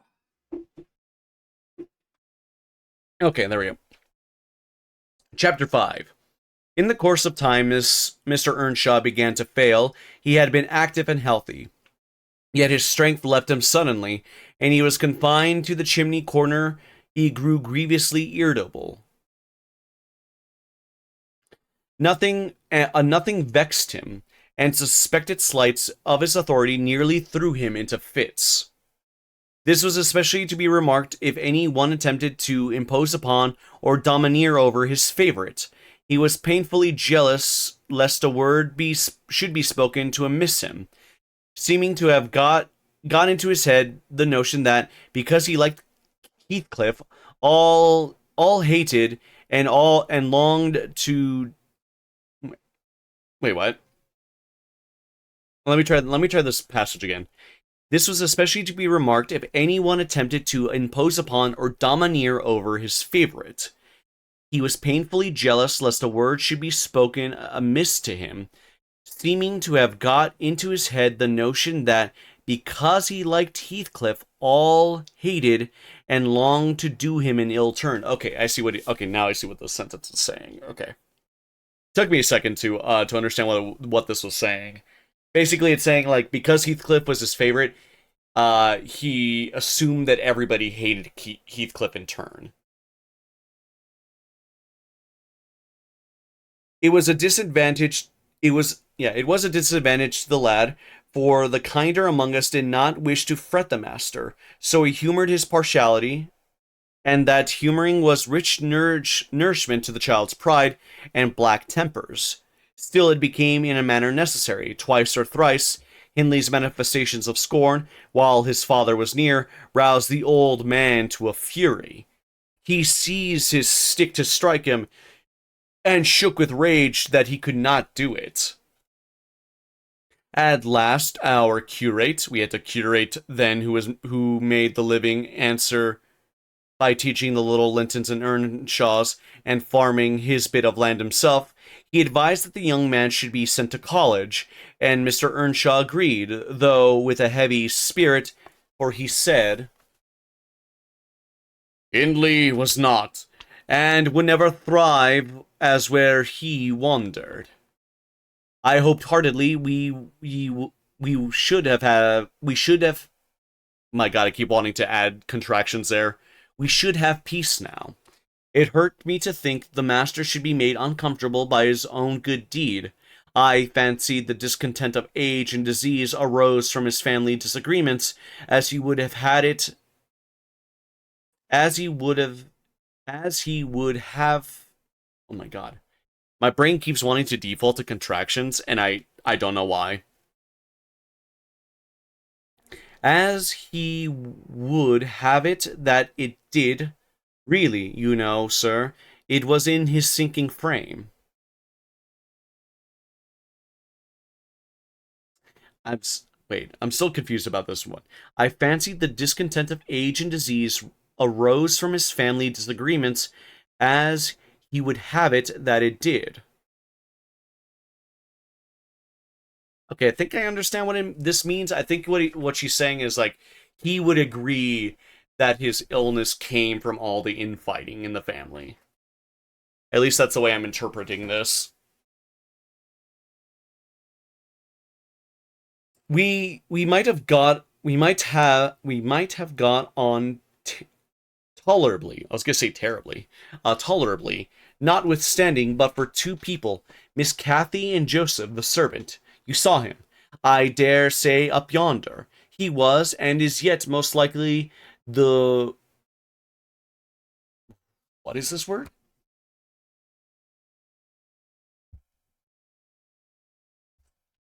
The... Wearisomest? Wearisomest. Uh, how do you say that? Wearisomest.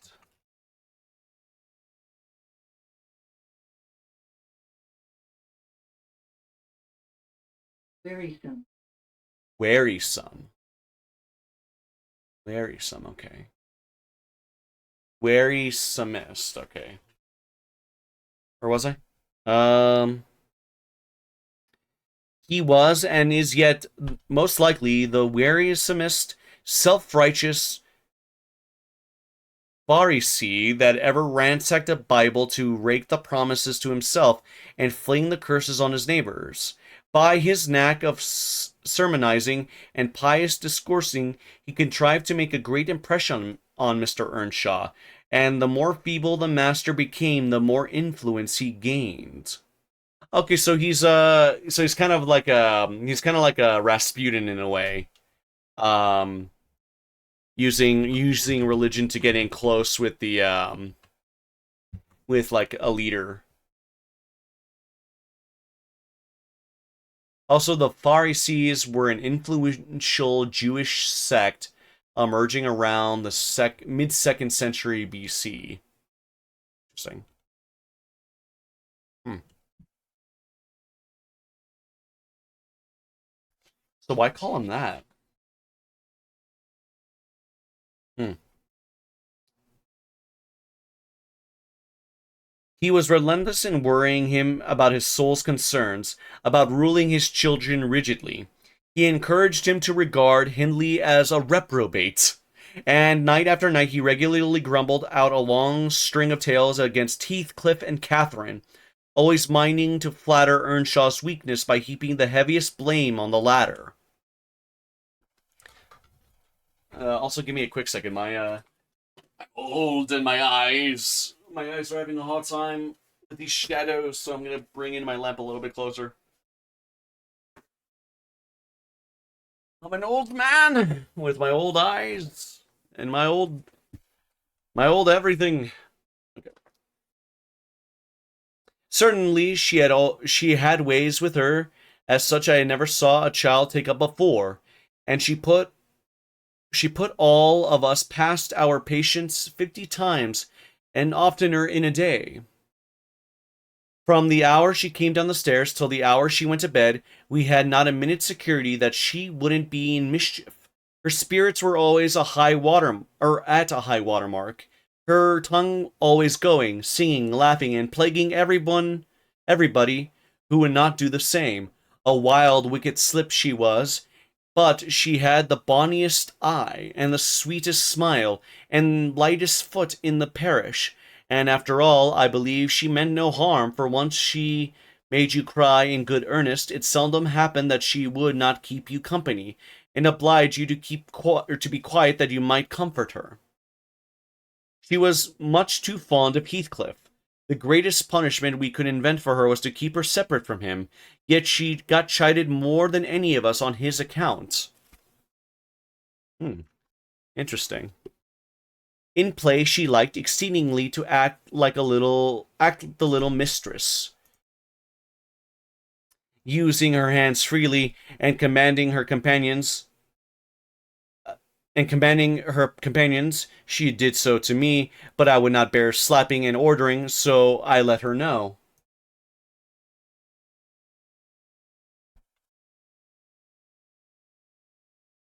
Now, Mr. Earnshaw did not understand jokes from his children. He had always been strict and grave with them. And Catherine, on her part, had no idea why her father should be crosser and less patient in his ailing condition than he was in his prime.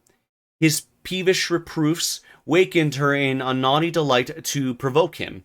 She was never so happy as when we were all scolding her at once, and she was defying us with her bold, saucy look and her ready words, turning Joseph's religious curses into ridicule, baiting me, and doing just what her father hated most, showing how her pretended insolence, which he thought real, had more power over Heathcliff than his kindness, how the boy would do her bidding in anything, and his only when it suited his own inclination.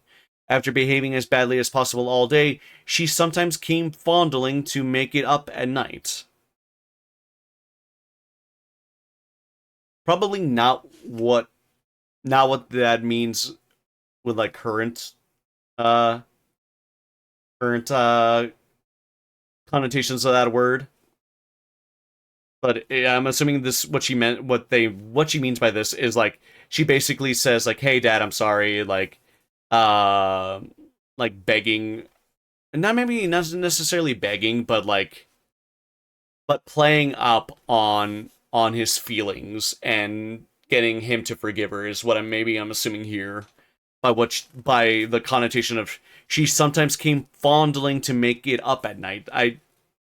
At least I'm not assuming that it's the modern connotation of that word.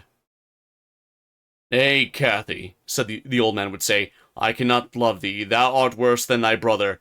Go, thy say prayers, child, and ask God's pardon. I doubt thy mother and I must rue that we ever reared thee. That made her cry at first, and then being repulsed continually hardened her, and she laughed as if we told her she was sorry for her faults and begged to be forgiven. I heard fondling. What's going on? We're getting the backstory for all of the terrible people in Wuthering Heights right now. Um, we're getting the background for we're hearing the background for the Earnshaws, whom Heathcliff, one of the main characters, was adopted by, and Heathcliff is not a good person by any means, um, but he is of Romani descent. I'm going to assume by because Emily Bronte uses the word gypsy in this, so I'm assuming he is Romani. Um, and yeah, everybody in this book is terrible. It seems everybody's is kind of out, not kind of is out for themselves. Increasingly, it seems. Um, so yeah, this is certainly something. Let's see. Let me stop or pick up from the start of that paragraph again. That made her cry at first, and then being repulsed continually hardened her, and she laughed if I told her to say she was sorry for her faults and begged to be forgiven. But the hour came at last that ended Mr. Earnshaw's troubles on earth. He died quietly in his chair one October evening, seated by the fireside. The high wind bolstered around the house and and roared in the chimney. It sounded wild and stormy, yet it was not cold, and we were all together, I a little removed from the hearth, busy at my knitting, and Joseph reading his Bible near the table, for the servants generally sat in the house then, after their work was done. Miss Cathy had been sick, and that made her still. She leaned against her father's knee, and Heathcliff was lying on the floor with his head in her lap. I remember the master, before he fell into a doze, stroking her bonny hair. It pleased him rarely to see her gentle, and saying, Why canst thou always and why canst thou not always be a good lass, Cathy? Why did I suddenly slip into Irish there? That's funny. And she turned she turned her face to his and laughed and answered, Why can you not always be a good father? Or a good man, father? But as soon as she saw him vexed again, she kissed his hand, and she would sing him to sleep. She began singing very low, till his fingers dropped from hers, and his head sunk on his breast. Then I told her to hush and not stir, for fear she should wake him. We all kept as mute as mice a full half hour, and should have done longer. Only Joseph, having finished his chapter, got up and said that he must rouse the master for prayers in bed. He stepped forward and called him by name and touched his shoulder, but he would not move. So he took the candle and looked at him. We thought there was something wrong as he set down the light and seizing the children each by arm and whispered to them, "Frame upstairs and make little din. They might pray alone that evening. He had some to do." "I shall bid father good night first," said Catherine, putting her arms around his neck before he could hinder her. The poor thing discovered her loss directly. She screamed out, "Oh, he's dead! Heathcliff, he's dead!" And they both set up a heartbreaking cry. I joined my wail to theirs, loud and bitter, but Joseph asked what we could be thinking of to roar in that way over a saint in heaven. He told me to put on my cloak and run into Gimmerton for the doctor and the parson. I could not guess the use that either would be of then. However, I went, through the wind and rain, and brought one, the doctor, back with me. The other said he would come in the morning. Leaving Joseph to explain matters, I ran to the children's room. Their door was ajar. I saw they had never laid down, though it was past midnight, but they were calmer, and did not need me to console them. The little souls were comforting each other with better thoughts than I could have hit on. No parson in the world ever pictured heaven so beautifully as they did. As beautifully as they did in their innocent talk, and while I sobbed and listened, I could not help wishing we were all there safe together. I'm late to this stream, but hearing Heathcliff makes me think of the cat. Heathcliff? The cat? See, I think of Heathcliff and I'm thinking of Sword Art Online. So I don't know who Heathcliff the cat is.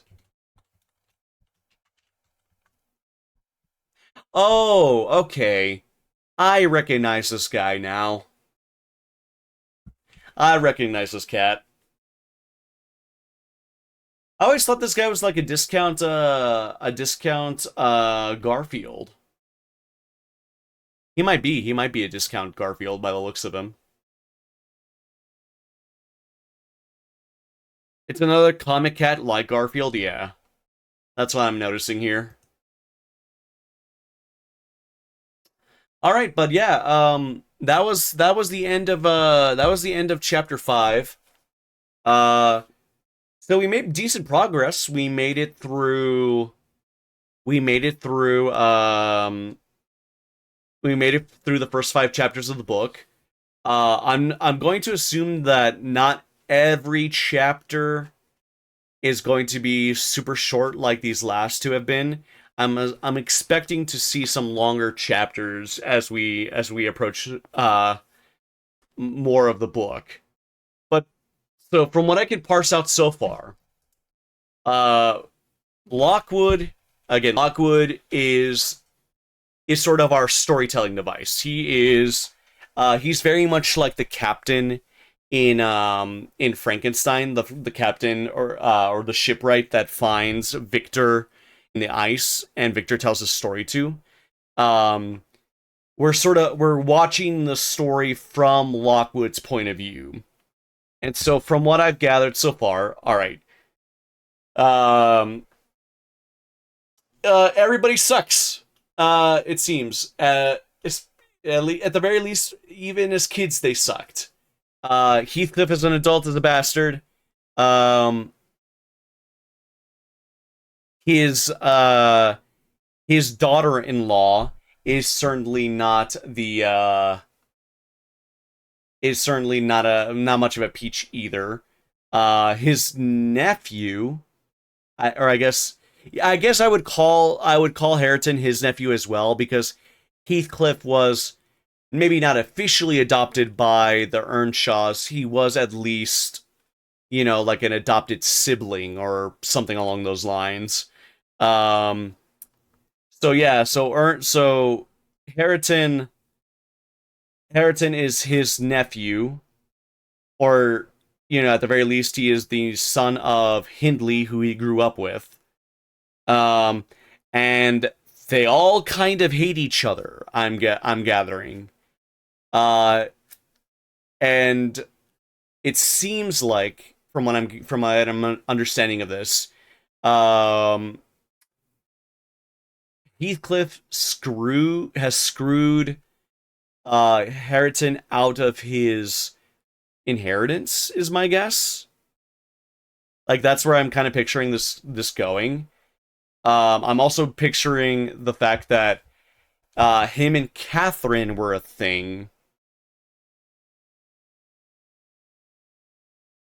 Him and Catherine were a thing, but they never officially got together. Is what I'm gathering here, right? That's my guess. So again, this is certainly there. I could feel like the webs that I've wandered into are very is a very deep web of interconnected relationships and strife, I guess. Um,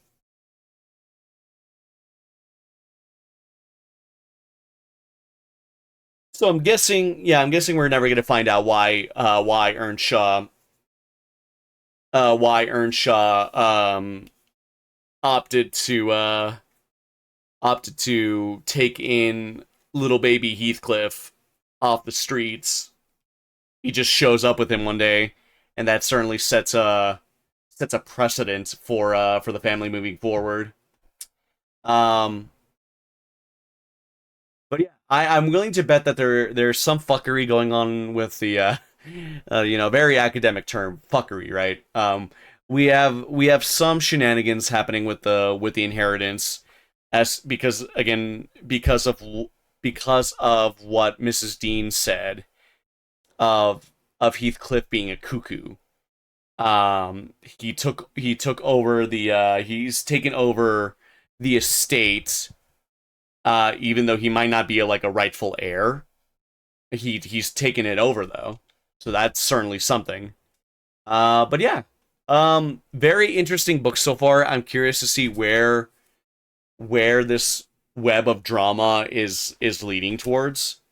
So I'm looking forward to continuing the reading this week.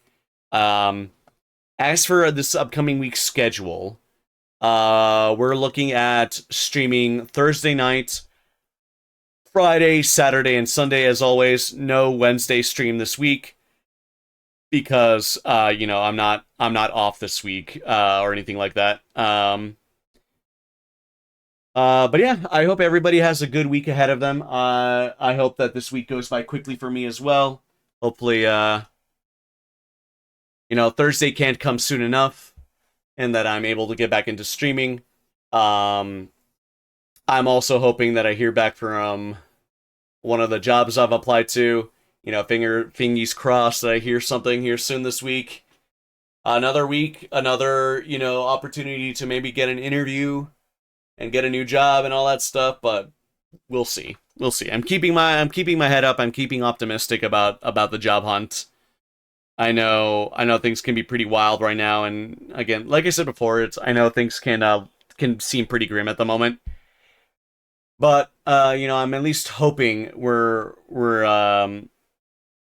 you know I'm at least hoping that there's going to be um what's it called, a trying to find the word for it.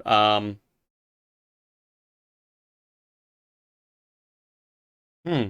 Actually, don't know how I can describe this because I'm kind of at a lost words. I'm just like I said, I'm just trying to keep positive.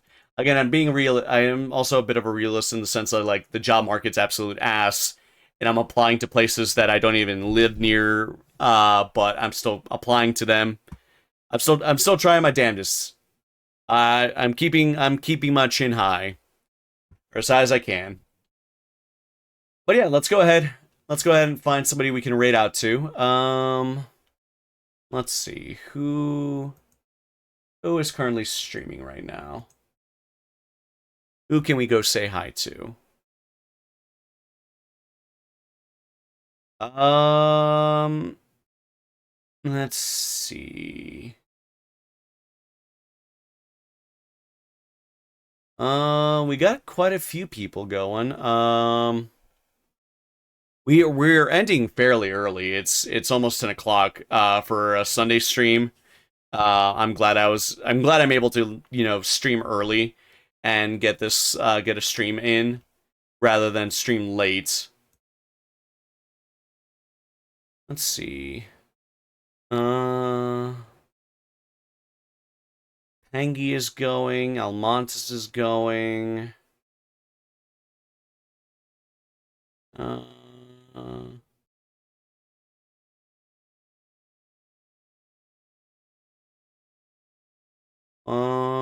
let's see.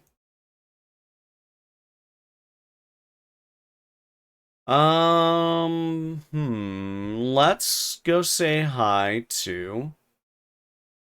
Actually, you know what? Let's keep up with the reading stuff. Who can we go say hi to? Do we have any VTubers going right now?